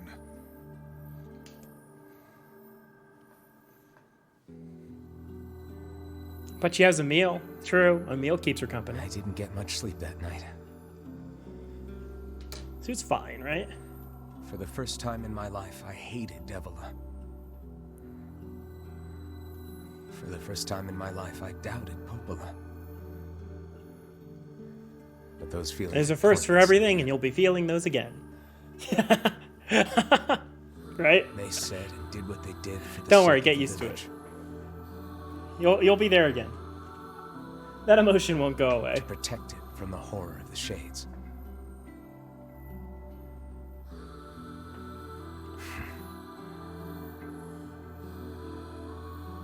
Really, how can I blame Devila and Popola? In the end, I'm just as bad.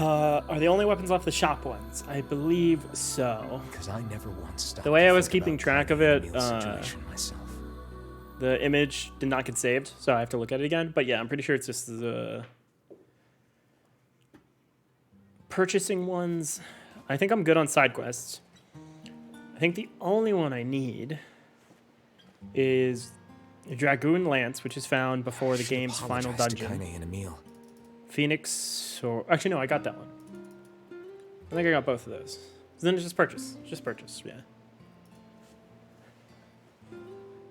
But what good would that even do? From the DLC? I don't think so. Well, actually, Wait. but do I need those for the complete ending? Yeah, there's 3 15 Nightmares, which is the DLC side content. Don't get all googly-eyed and catch your clothes. I'm so happy to get to talk to you again, Kaine. Oh, they got a little camp. You need those? Okay. No, I can get those. Yeah, me too. I tried everything I could think of to save you, you know.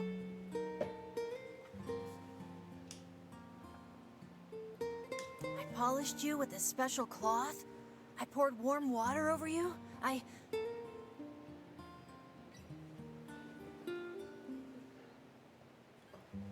Gotcha. Okay. Wait, you poured water on me? Kind of like, did you really think that would help? Yeah, but it didn't really do much except make you all shiny. He did say I tried everything, so I guess that counts. Hey, Emil. Thanks for saving me. I guess you noticed how I look different now. I'm sorry, Emil. Emil is too nice. I'm sorry for all of it. Well, I mean, this new form isn't all bad, you know? It's adorable, but oh, Emil. At least I can look at you when we talk, right? Hey, so why don't you tell me something about yourself? All they're sharing stories around a campfire. I wish I was Not there. very interesting. Sorry. I doubt that, Come kinda. on, I just want to know you better. Please? Fine. This all happened when I was a kid, before the whole shade possession thing. Sahare, yes. My body is different. And when the villagers found out about it, they started treating me like a freak. But one person, my grandmother, accepted me just as I was. Oh, I know. I just spent the last hour and a half reading about it. No matter how bad things got, And then she gave me the died. strength to keep going. She's really special to you, huh? Yeah. Oh, hey! That gives me an idea. Since we cured your petrification, we should start looking for a way to cure your possession in my body. I know we can do it if we all There work we go, together. Emil. Moving forward. Heck, One step at a time. It'll probably be super easy. Let me guess. More warm water? Try it. Okay. Can we just forget I told you about that? Kaine's just not gonna let him forget and be like, yeah, maybe a little water will help. It'll help me grow.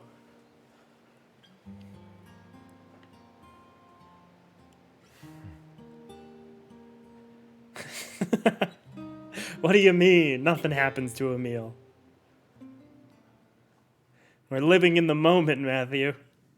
We're here and now. Nothing happens. Sleep well? I don't want to die. Sure. Yep. And yet your red eyes tell a different tale. Don't be so hard on yourself, lad. I need to go see Devila and Popola. Very well. Yeah, all right.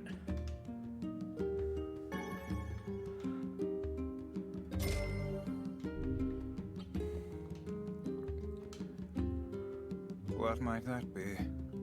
What? It's Mom's diary. I have not heard you speak much about your mother. This is What? This is She entirely got new. the black scrawl and died when I was little. They have a mom? My apologies for bringing it up. It's all right. I can barely remember her face anymore.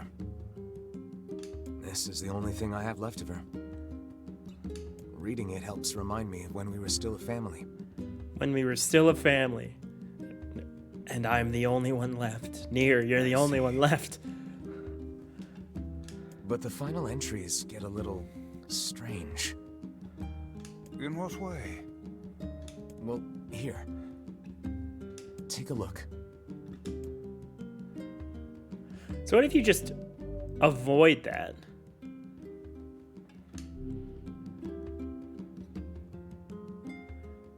Say there.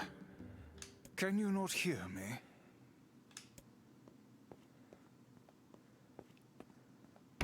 Oh, is this the DLC stuff? Why are Oh. you standing about like a slack-jawed Oh, we're the ninny? original. Yeah, Sorry. the original Nier. Felt like I was dreaming or something. Sleeping on one's feet is quite the talent indeed. Come now. There's the door. Right. Let's go. This is DLC. Oh, well. Why not? While we're here. Oh, so the DLC only becomes unlocked after you get ending A. Okay. Yep. Oh, okay. Oh, I guess.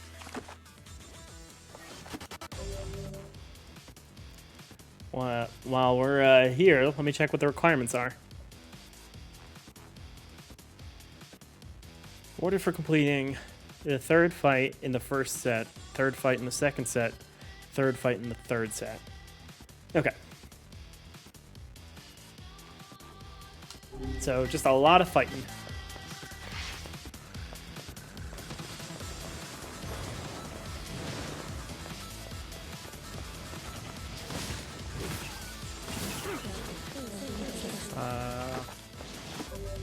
Let me double check what I've got. Dark Wall, Dark Lance, Dark Blast, and Evade. Just go. Right. I can do that.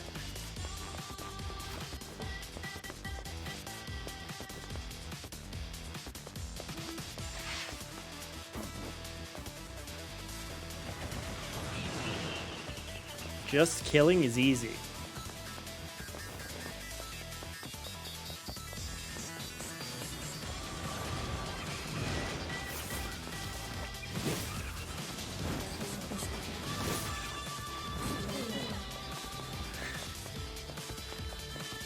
What is this, like? It's not techno. Oh, but electric mix of,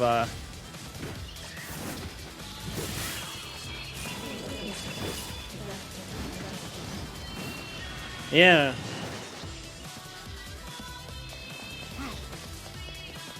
Where is this familiar from? Not the song, but a style of song.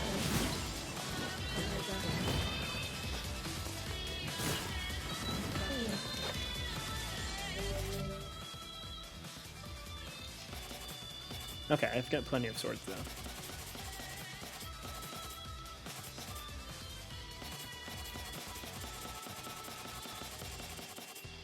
I don't know all of them.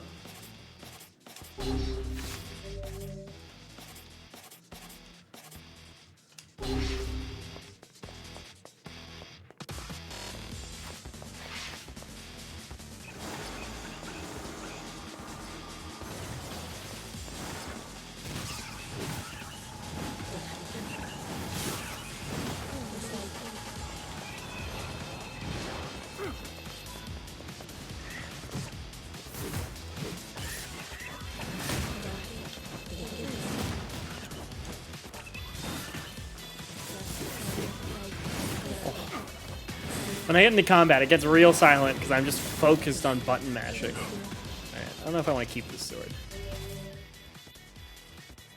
One-handed swords are a lot nicer.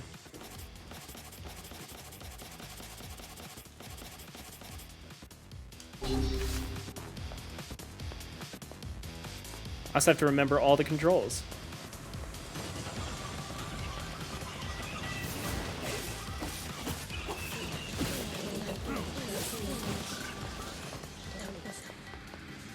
The hardest fight is in the DLC. Oh, fun.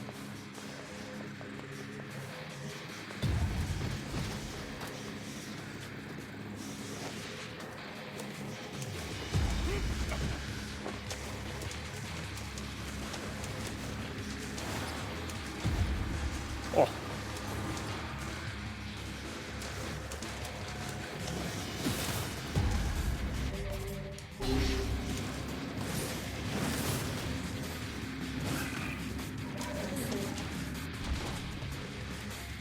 Easy. Well, so is it just this 3 times? And that's the first set? Oh, okay. So it's just a battle arena.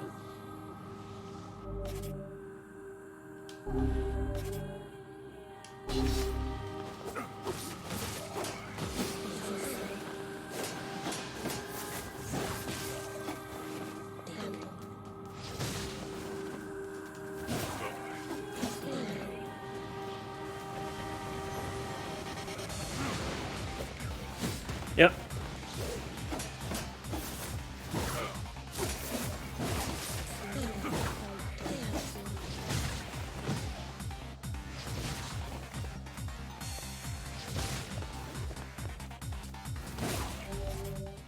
Oh, I do have heal. That's not bad then.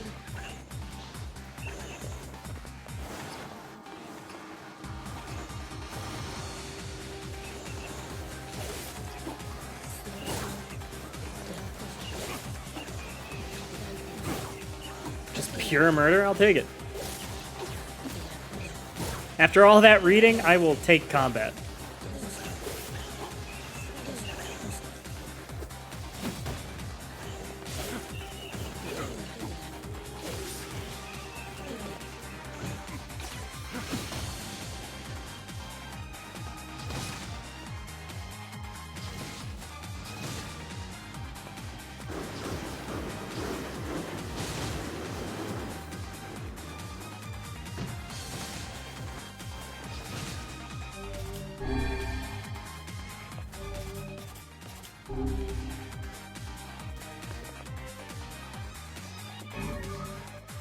Very upbeat. The music's good. I like the originals. Ooh. Also, for Christmas, I got a gift card. And I've been eyeing up the vinyls for Nier. I've been so tempted to get it.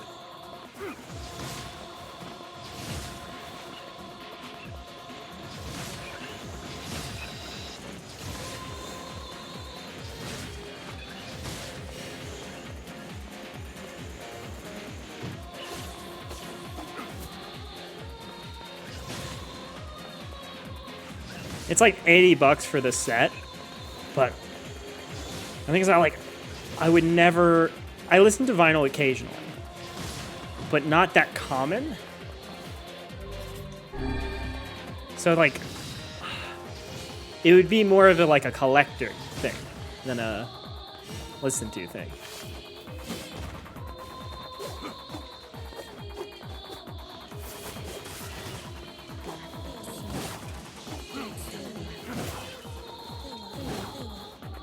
Beat Saber is real fun. If I ever like don't, Beat Saber is a pretty good workout too. Yeah. So anytime I'm like, I've got 30 minutes, but I don't want to do a full workout, so I just like play Beat Saber for like 30 to 40 minutes. A lot of fun.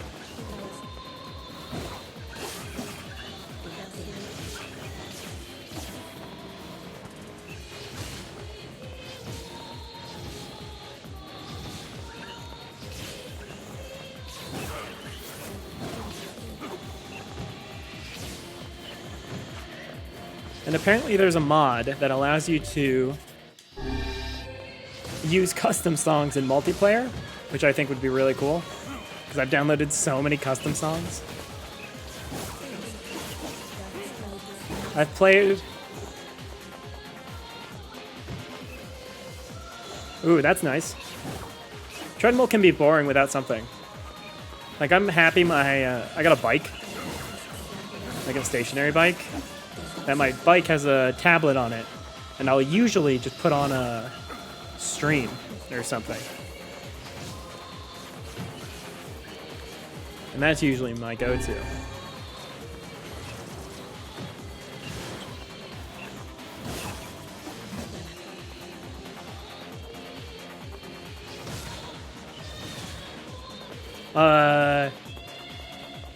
It has... I don't think it's called, it's not like free run, but it has like specific workout stuff, kind of stuff. And it has like the mini games too. So you don't have to play the main story, and it has mini games. How does multiplayer even work? It's like head to head. So you're both playing the same song and trying to score better.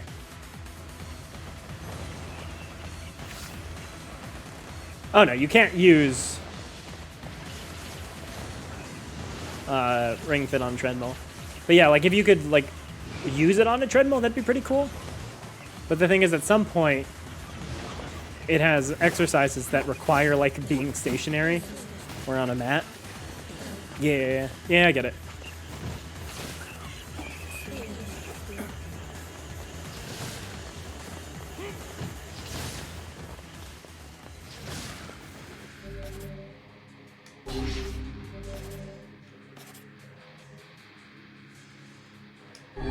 That'd be interesting.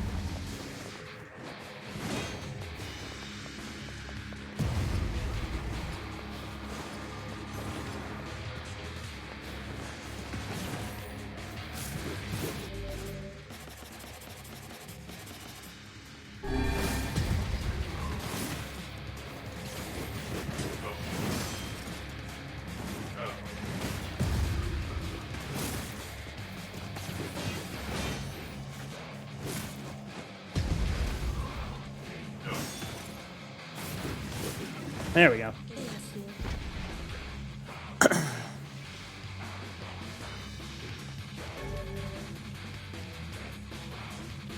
I have Beat Saber through Oculus.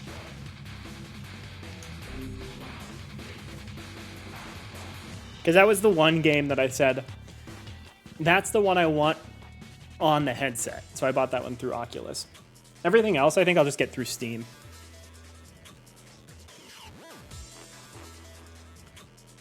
Because, like, if I ever travel with the,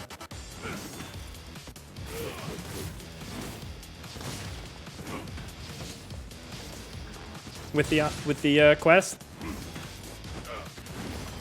that's the one game I want on the go, basically. At least right now. Oh, we got jumping. I fucked up.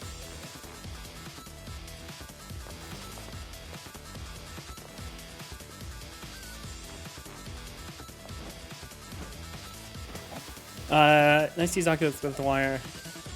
Yeah, you need, like, specifically a really good Wi-Fi network, and it helps if you're close to the router.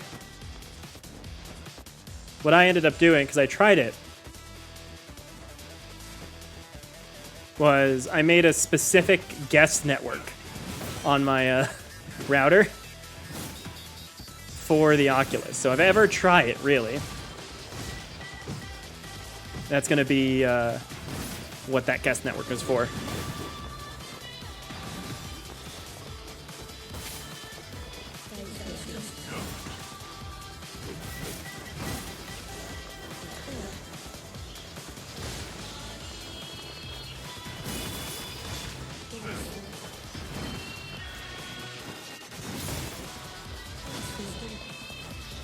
Stand.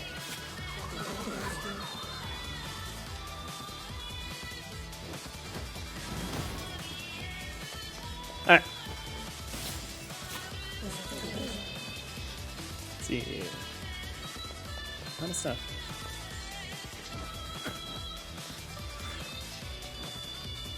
Fuck. I'm not judging these distances very well.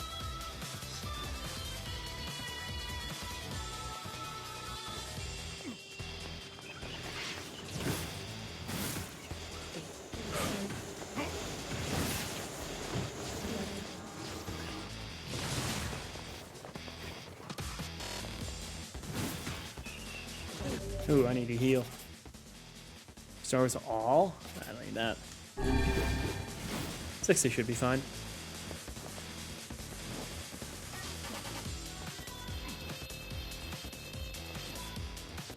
Ah. Alright, alright.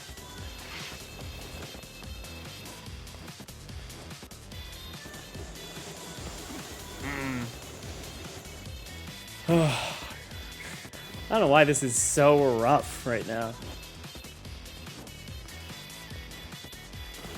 Come on! I keep thinking I'm gonna go far enough, but I think the physics of it means if I'm not... Oh, come on. Nier. Papa Nier, please.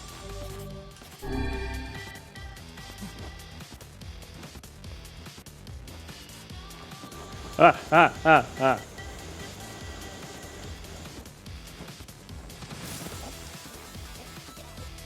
Darn.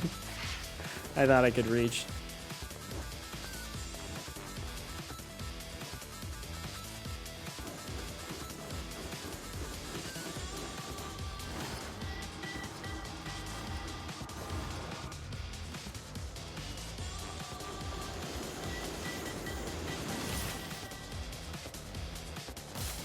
There we go. That one took a lot of tries.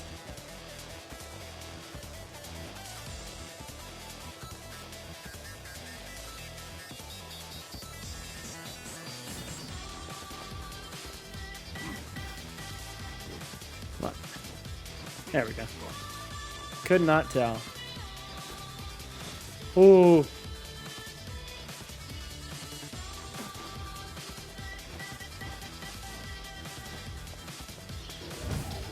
Yeah.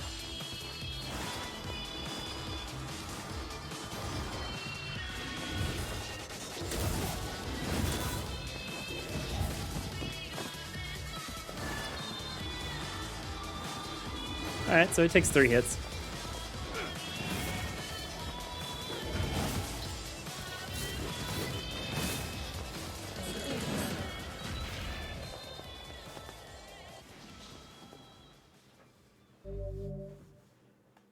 The Kabuki outfit, okay. $1,000 XP, okay. 3 herbs. And what else we got?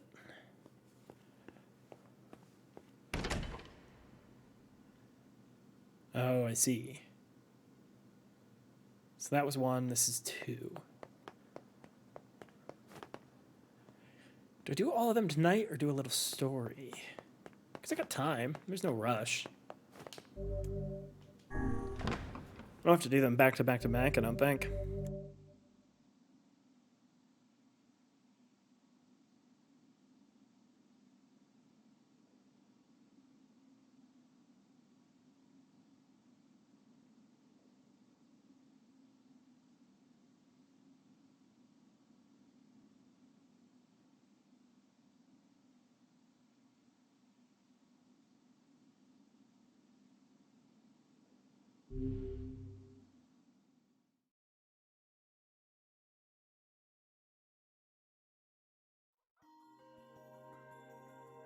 My word. My word. Very well, Vice. Something wrong? I feel as if I've just awoken from a most unpleasant dream. I know what you mean. That happens to me whenever I read it. Never realized that it's a portal. Ah. Has any of my shit grown? Oh. Nah, hasn't. My garden's dead. It's all dead.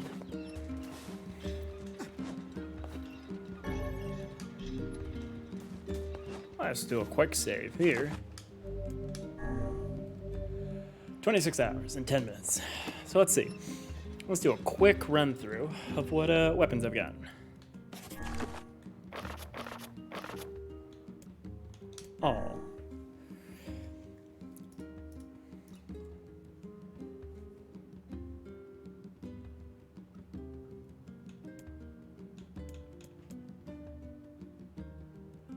I do have Dragon Lance. I do have...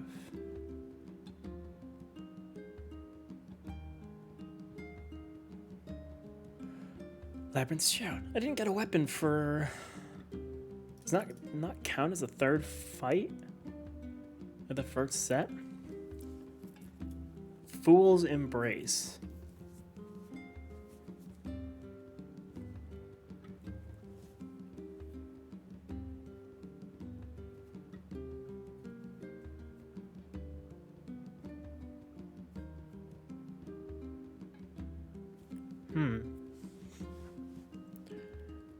But Labyrinth Shout, Dragoon Lance, Queen, Labyrinth Song, Phoenix Sword. So yeah, it should just be everything I need to purchase is all I've got left, which isn't bad. I have 42,000 gold. I think I need about 200,000 to purchase everything. So.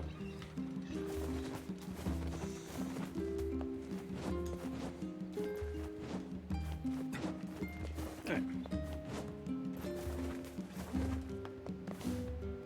You just got Beat Saber on the Oculus? Talk to Davila first. I gotta talk to Davila first.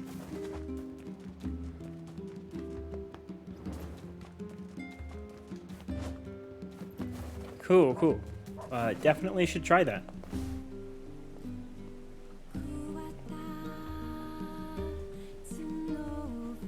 Yeah, definitely. Hey. Now you just need to mod it. Which, if you need help doing that, let me know. There's a couple good tutorials online, so it's pretty straightforward. Oh, hi. Hi, Davila. I kinda thought you'd never talk to us again. I understand you're doing this for the village, and that you don't have a choice. Pretty much, yeah. But look, why don't you go talk to Popola? I think she wanted they're to put discuss on the Shadow Oculus Lord itself. with you. You only need to have it attached to your PC to download the mod. Actually, no, you still needed to download the mod. Since you have Android, you might be able to do it a little differently. I can't remember. But just to download the mod and setting everything up, that's PC. Otherwise, download straight to the Quest. I'm headed there next. Oh, and Davila? Yeah? Sorry about yesterday. I shouldn't have lost my temper like that. You don't need to apologize. Anyone would be upset when their friends are hurting. Let Emil and Kaine know that we're sorry, alright? All right. Talk, please. Yeah.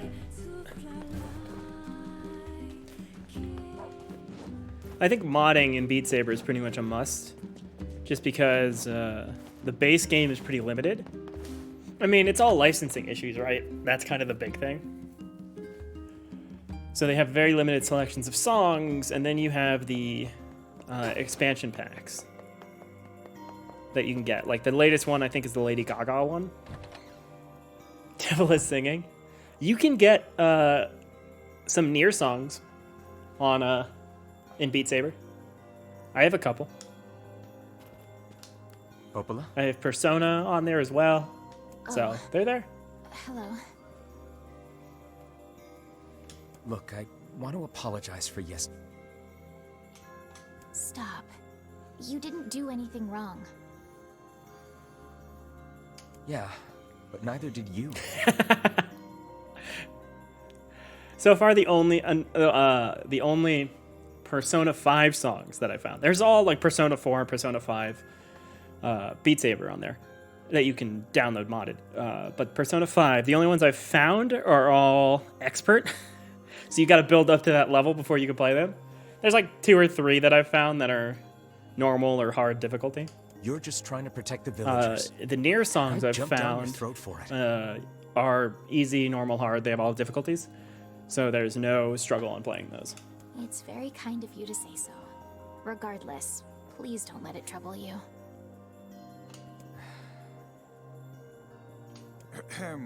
I believe there was something you wished to discuss with us. Oh, right. Yes, about that. You know about the lost shrine, right? The temple where I was first discovered. That's it. Well, it seems that the Shadow Lord's lair is connected to it somehow.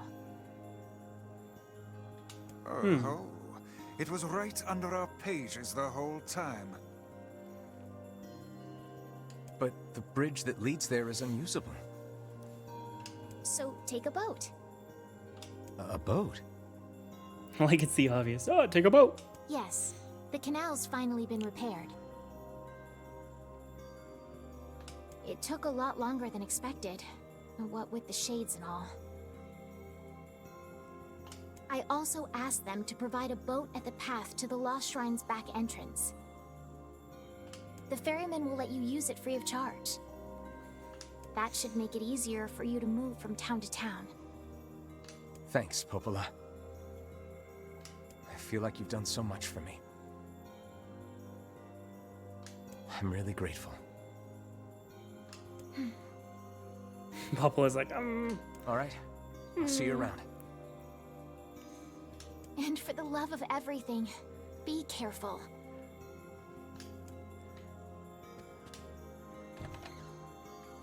Those words have very different meanings now. They're like, be careful. Your body is precious property of the Atlas Corporation. The Umbrella Corporation would like to let you know that your body is no longer your property. The path above the entrance to the shopping district should lead to the boat landing. How excellent to know the canal is finished. Hopefully this puts our days of running all over behind us. The faster we can move, the faster we can save Yona.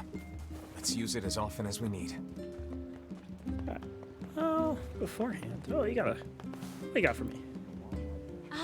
Just the... What's up?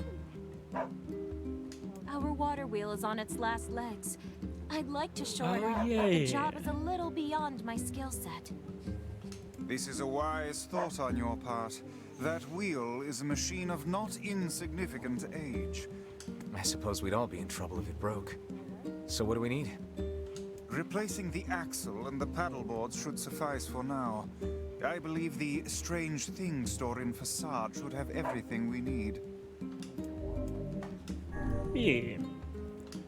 All right. We'll head there when we have a minute. Thank you. And while you're gone, I'll track down someone to do the actual repair work. Perfect.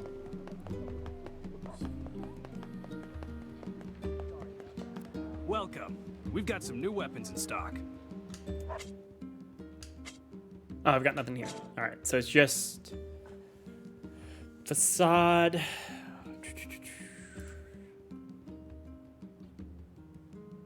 Or seafront is where I need to buy weapons. Okay. Okay.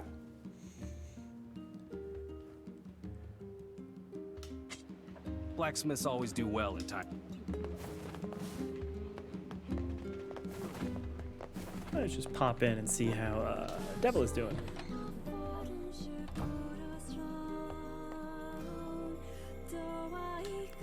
It's beautiful. It's What beautiful. have we got today? Which job should I give you first? Got a job from Seafront if you aren't too busy. It's a guy looking for something. Look, just go ask him, all right? I wrote down the client's location on your map, so head over there to get the details. Sweet.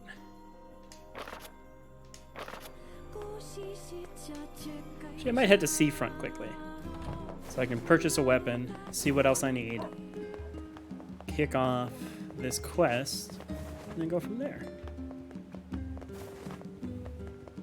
And that might be pretty close to for how long I can stream.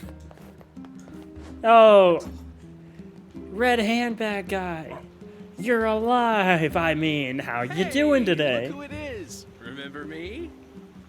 Yeah. Bag. Doing My well. pages. You're the slovenly half of that couple who refused to stop arguing. Hey, it's been a while. Sure has. I've been in charge of this canal since we last talked.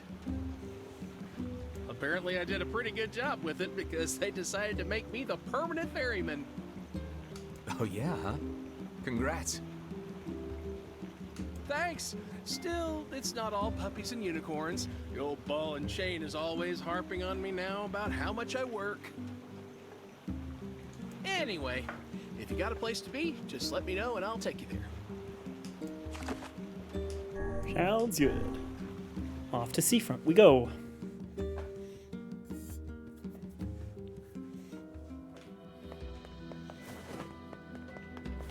Wait. You. It's you. Let's head back a little bit. Weapon shops up here. It's on the second level. We've got the latest in weapons from foreign lands. Hello. The Vile Axe for 21,000. Phoenix Dagger. Alright, I guess I should buy... I'll be down to 2,000 gold.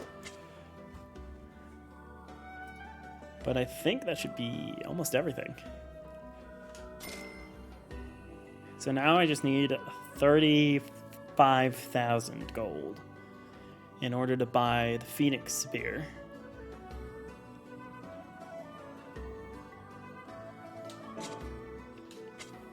Thanks.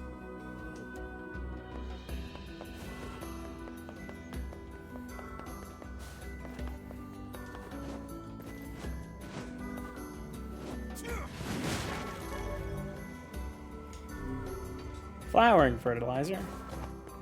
Perfect.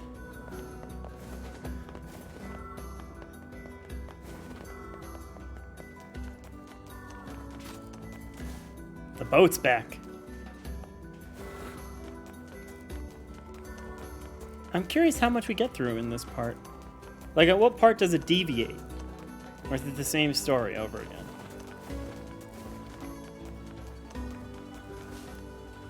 Hey, you got a moment? You used to be friends with the lighthouse. As I remember it, we basically hated each other. Sounds like friendship to me. Oh, Well, you at least talked to her, right? Could I ask you a favor? I think that's how that works. What is it? The lighthouse is in good shape now, but it's going to wear out eventually. We'd like to have replacement parts ready. Hmm. Do you think you could get the parts from the junk heap for me? I'm sure the lighthouse lady would be appreciative, wherever she is. Sure. Yeah. All What right. do we need for this one?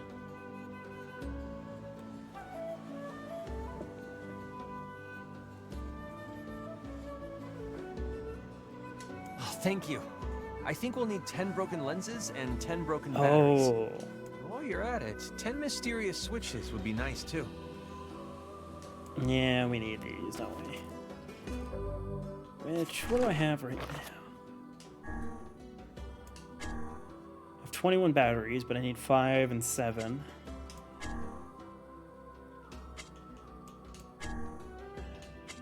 Still the fisherman's gambit? Oh god, I don't want to fish.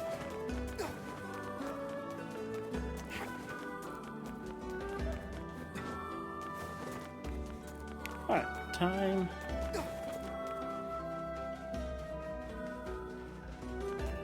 To head to the tower. To which I'll save at that point.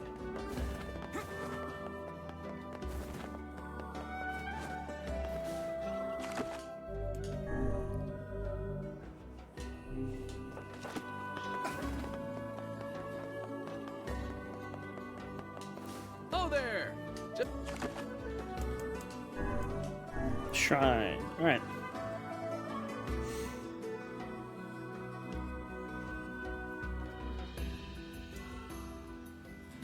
The Lost Shrine's up ahead, just past this cave. As well as the Shadow Lord's castle. Let us make haste.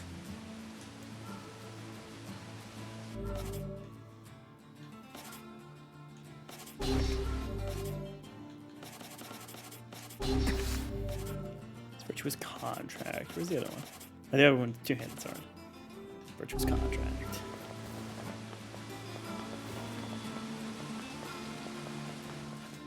That's just a fun sword anyway.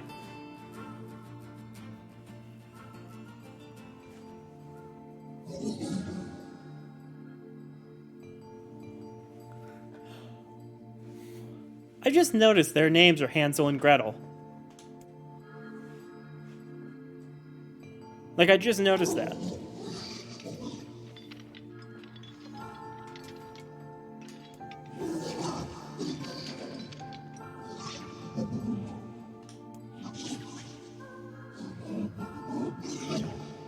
Not like you, I'm different, says Gretel. I'll be a real boy. Nah, that's the wrong story.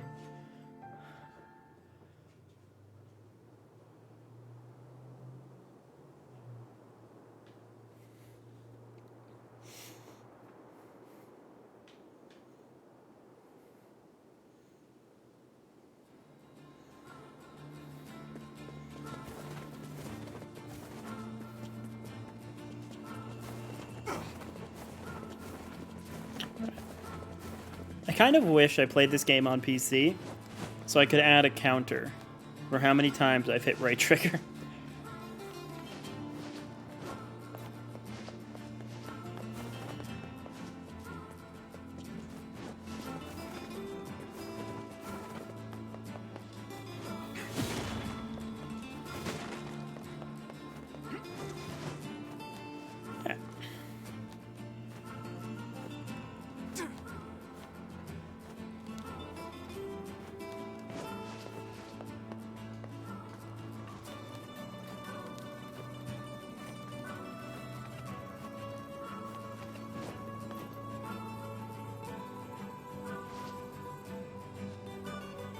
I kind of teleport there.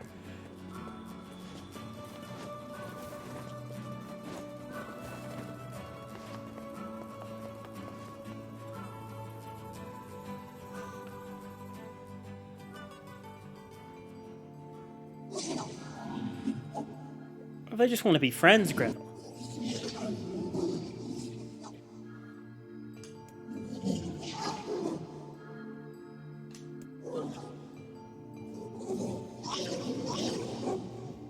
Man, that's very sad.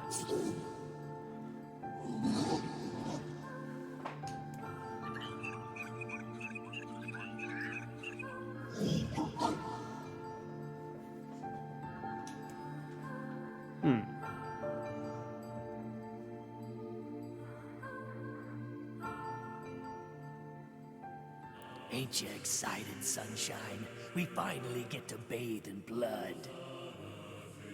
Don't talk to me. Ooh, he's talking now. I want to kill so bad I can barely stand it.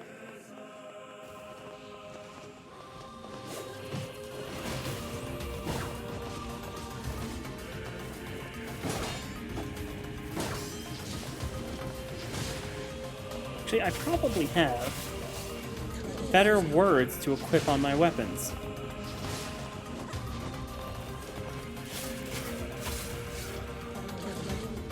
So let's switch that out for a second. Faith is still my best single. Word edit.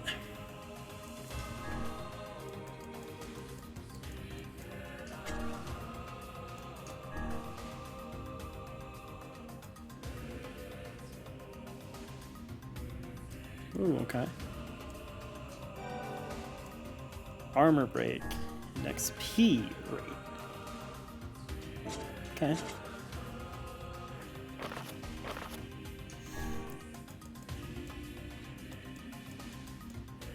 And which is my Phoenix Sword, which is the same.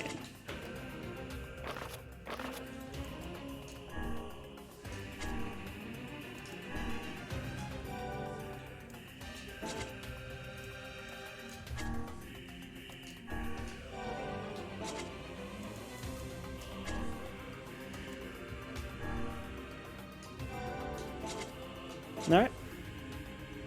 Shit's a lot of fun. It definitely is. I was gonna say, if after my playing through campaign, there's a campaign? Or I'm playing through the campaign.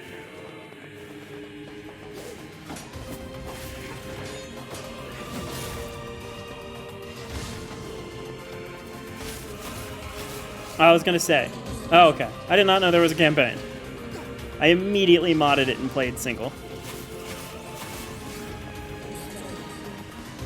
It's not a game you really play. You play for the campaign. All right.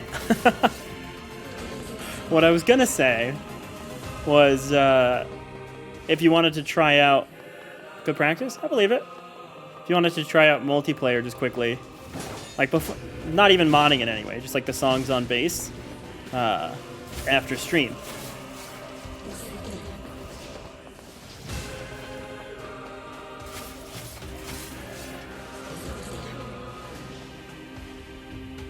Yeah, cool. I played yesterday after not playing for like 3 weeks, and I had gotten up to hard difficulty, and like was flirting with expert a little bit. That shit got hard really fast.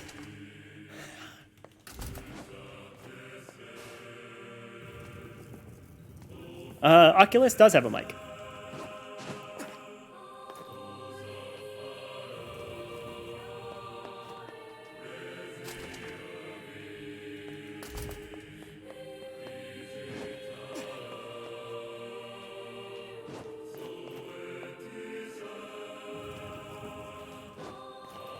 I think I have to fiddle around with the settings a little bit because I turned mine off when I was streaming from the Oculus. But that should be easy. Easy to set up. This is all too easy.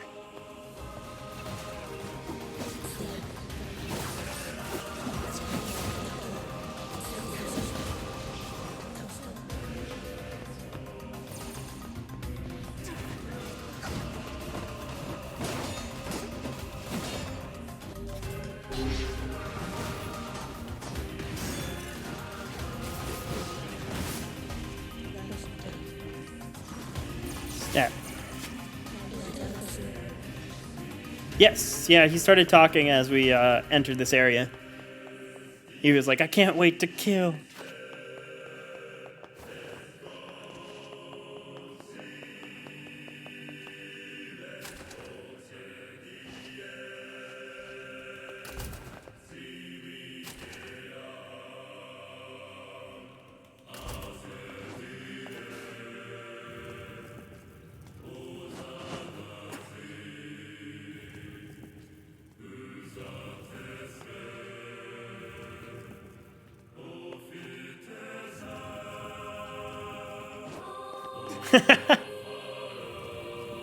Sounds good, dude.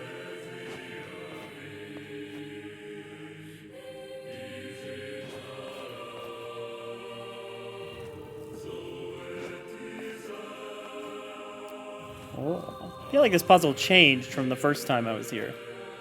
I don't know. Maybe I have to look back at the VOD and figure that out.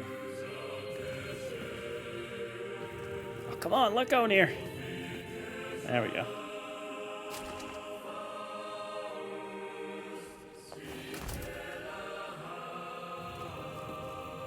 You go back.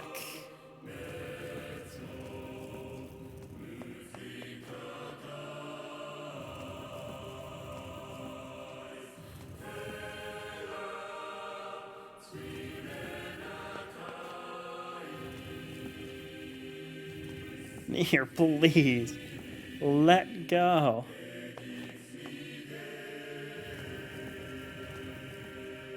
There we go. And you just come back.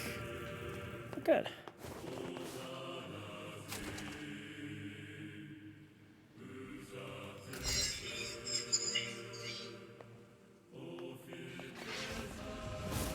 What's with these guys? Certainly not your garden variety, Shades. Their bodies aren't fully functional. Say, I've heard of this. A cursed area where incomplete shades gather. Oh, okay.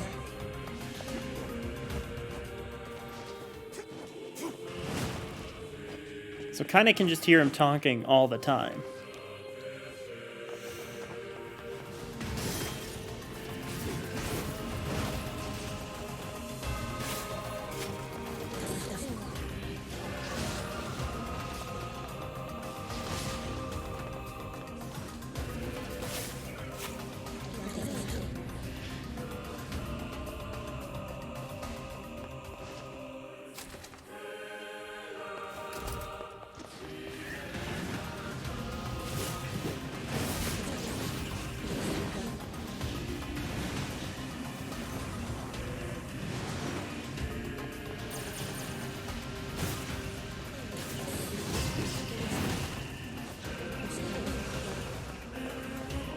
Oh, alright, easy, easy.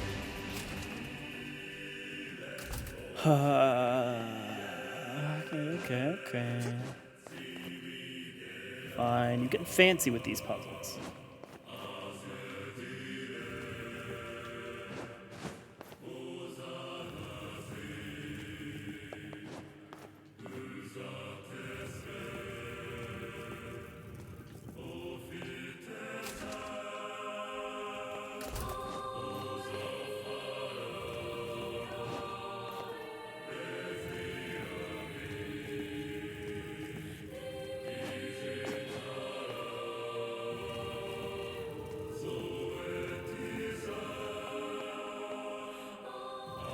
Alright, there we go.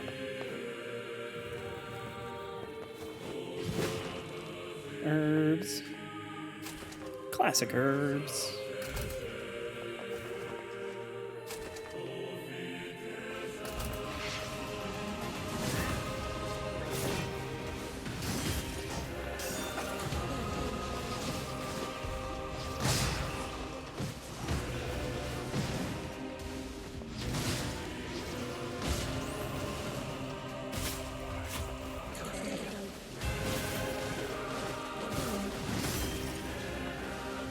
Step. Step.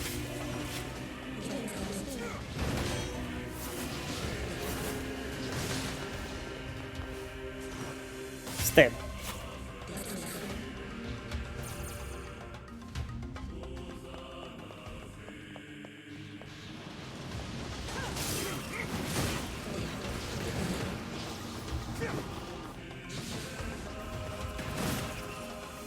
This is the controller.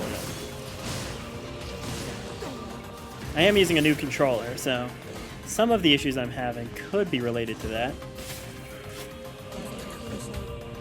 It's very possible. Actually, you know what? I should post a picture of it on the Discord. I got a new custom controller recently. That was my Christmas gift to me.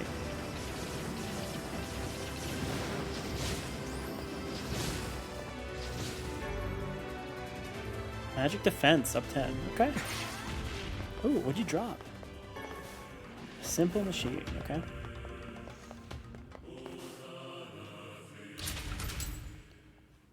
Out we go.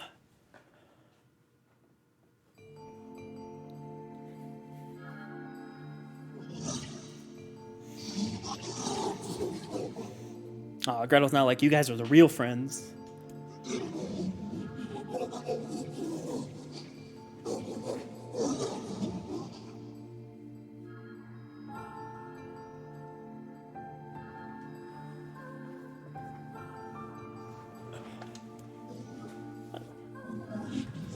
Shall hydrate then.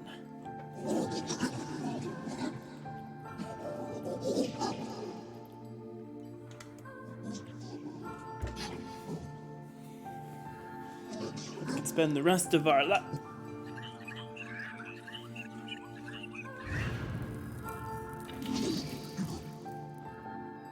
Oh, now it gets sad because they're like, I hope we can spend the rest of our lives together. We could be friends forever. And nope, here we come to kill everyone. Emil? Look, from now on, I'm going to sleep outside with you. Why? I can't accept that you aren't allowed in the village. It's stupid. So you're staging a protest? Fun. Don't waste your time. But it just feels wrong. Well, that's really nice of you, but you still don't have to stay out here with us. Emil. You've got a super important mission. You can't sleep out in the rain. What if you catch a cold?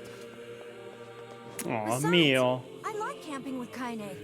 Sometimes we sit around the fire and tell stories, or roast... Emil, that's enough. I got a fucking image to maintain.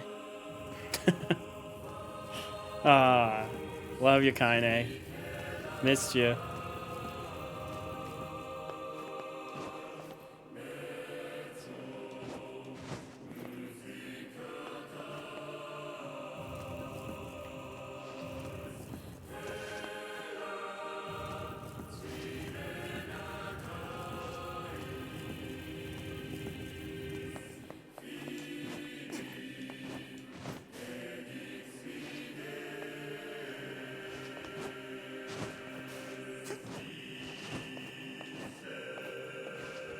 There we go. Up here, over here.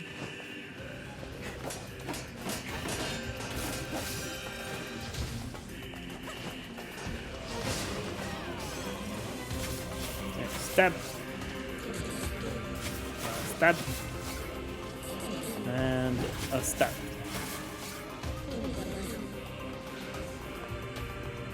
Easy.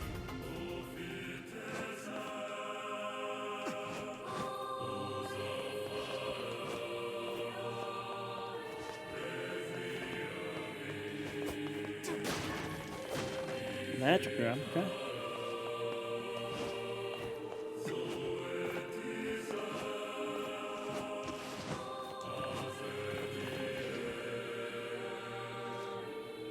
Wait, where am I heading? Right up here. For what reason?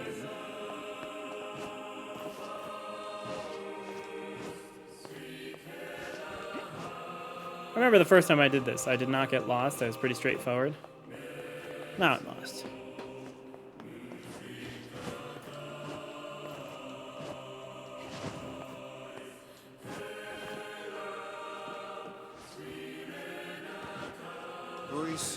be surrounded by a mob of helpless puppies. Just kick them aside.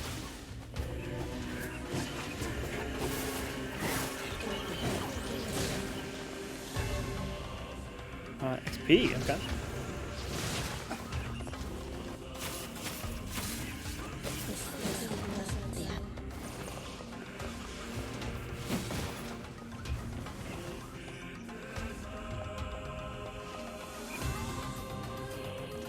Oh, there you are.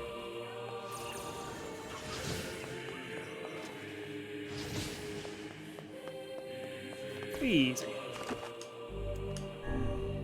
Save.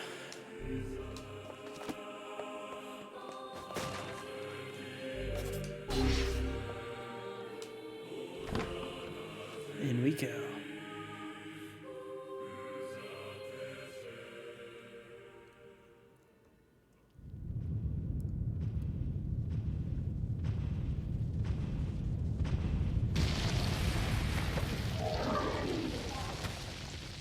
Welcome back.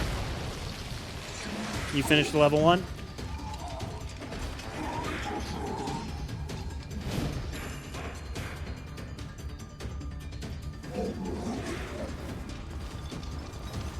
What's going on? There's dozens of them!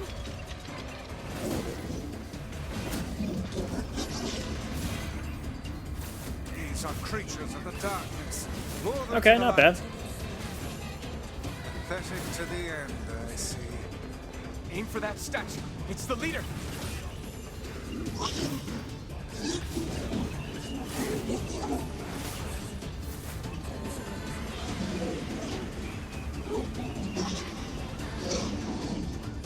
I tell you, it gets really complex at some point. Like, it gets rough.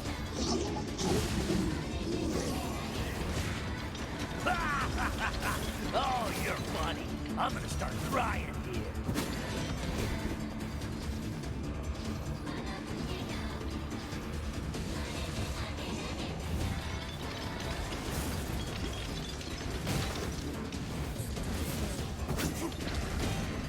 Foolish creatures.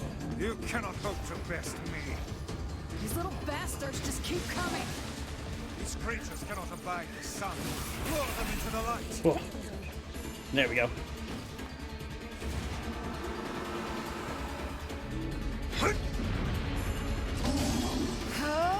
Like, there's two ways Expert gets really hard. One is as the blocks move towards you, they'll switch positions. Felled the beast. Or like move additionally. Or it's just super fast, so you have to really just start swinging the thing.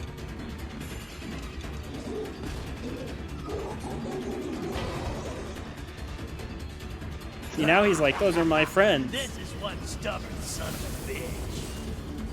Damn it, damn it, damn it! Hey there, sunshine.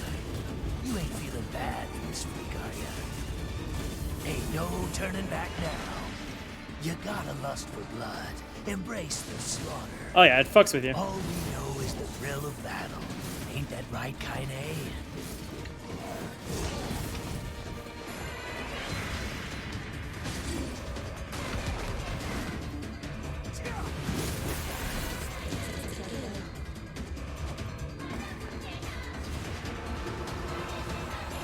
Yeah, it really starts getting rough. I know this is sad because he's like, I'm fighting for my friends. Kaine!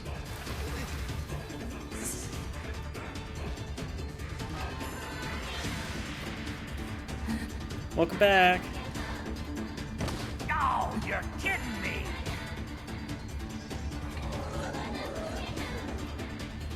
Kaine!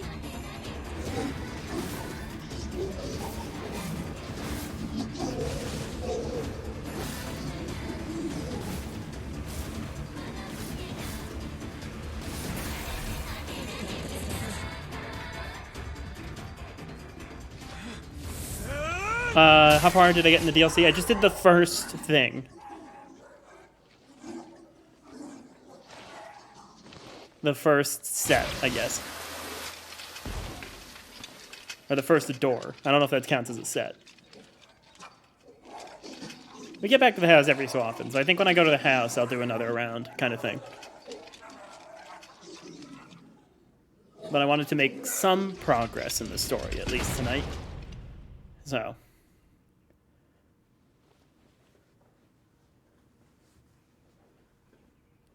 Because I think that's where I had issues the first time I played Automata, is I got the first ending, stopped playing because I was burnt out a little bit, and then I never picked it up, so I just couldn't get back into it. No! Kaine!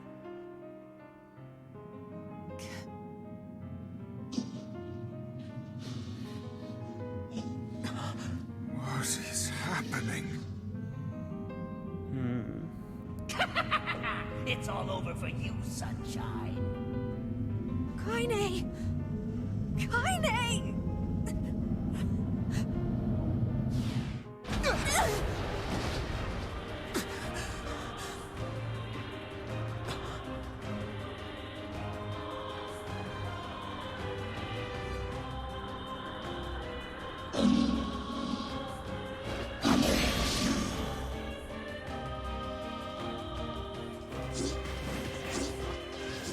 It's Kaine's shade! With no other choice, we must strike it down. Kaine! Come back!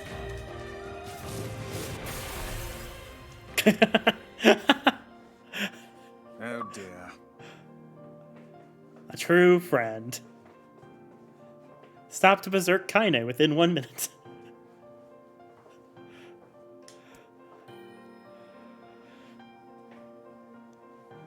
The emote wall didn't even have time to go away. Kaine!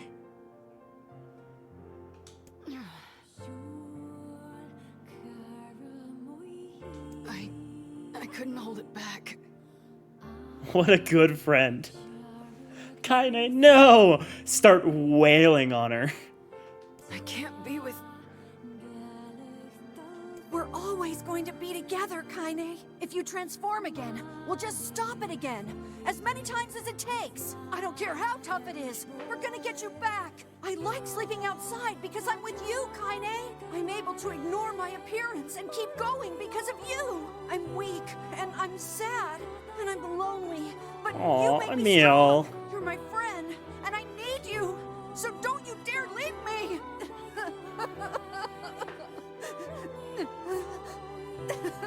All right. Stop crying.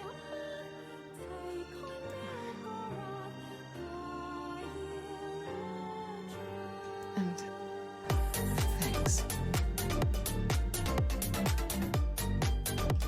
I'm all right.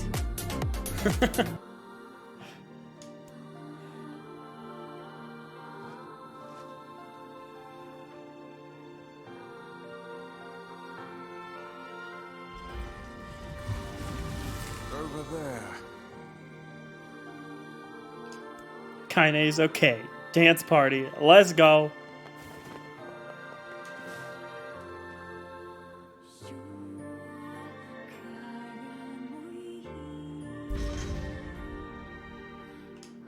And what is this? Beats me. It's got some kind of writing on it, but I don't know what it says. How remarkably useless of you. Well, let's go ask Popola.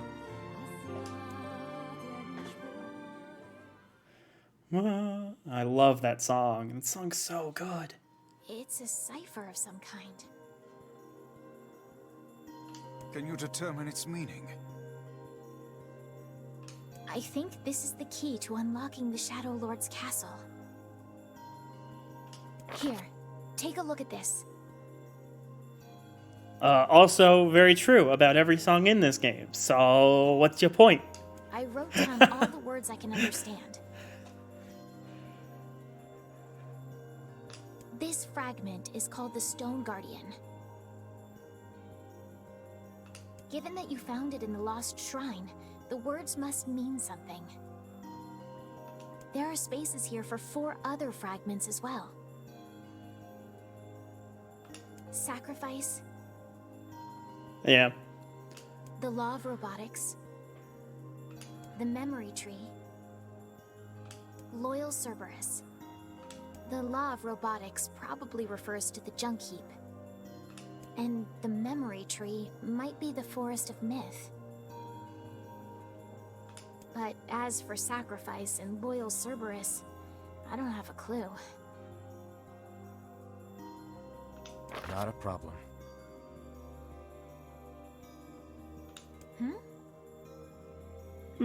What could they be? If we want to fill in the words, we just run around the world killing every big monster we find, right?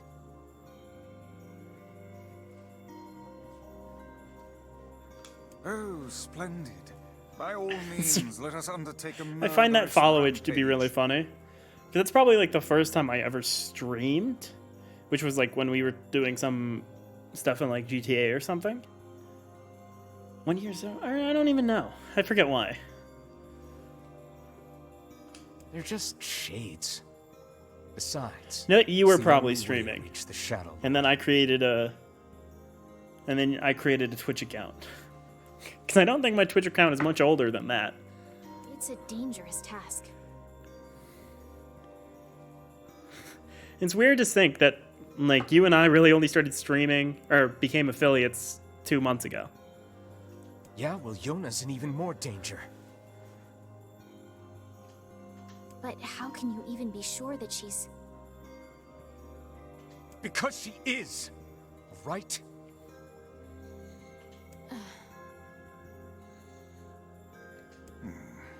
The junk heap in the forest of myth, yeah? I'm on my way. Was it? Okay. 8-2-16. Please be careful. I feel like I really only started using Twitch a lot, during the pandemic. Oh, and listen. About Kaine and Emil.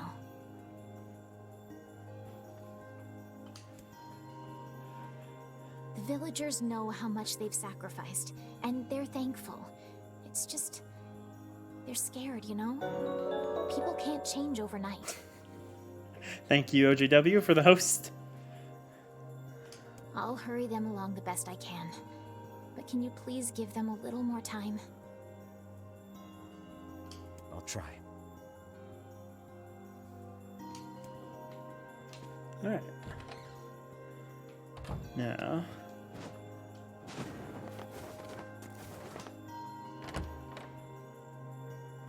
let's go save. And then I think I will end my stream there. Last time, I forget what I did last time. Did I do Forest of Myth first? I think I did Forest of Myth. I'm tired of reading, so let's do Junk Heap. Opala said we might be able to find a key fragment in the junk heap. Perhaps we can find a clue at Two Brothers' weaponry.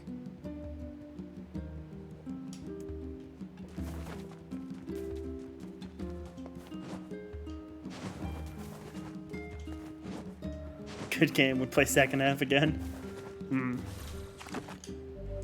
Oh, alright. I shall save there. 27 hours, basically. Which is sweet. So I should I think some of the reading sections have taken a while, so I probably have around 10 to 12 more hours left in this game. Which isn't bad. I was saying earlier, before you hopped in, that I think that should be about 4 to 5 more streams, probably. So, I'm going to call it there. That is a good stream.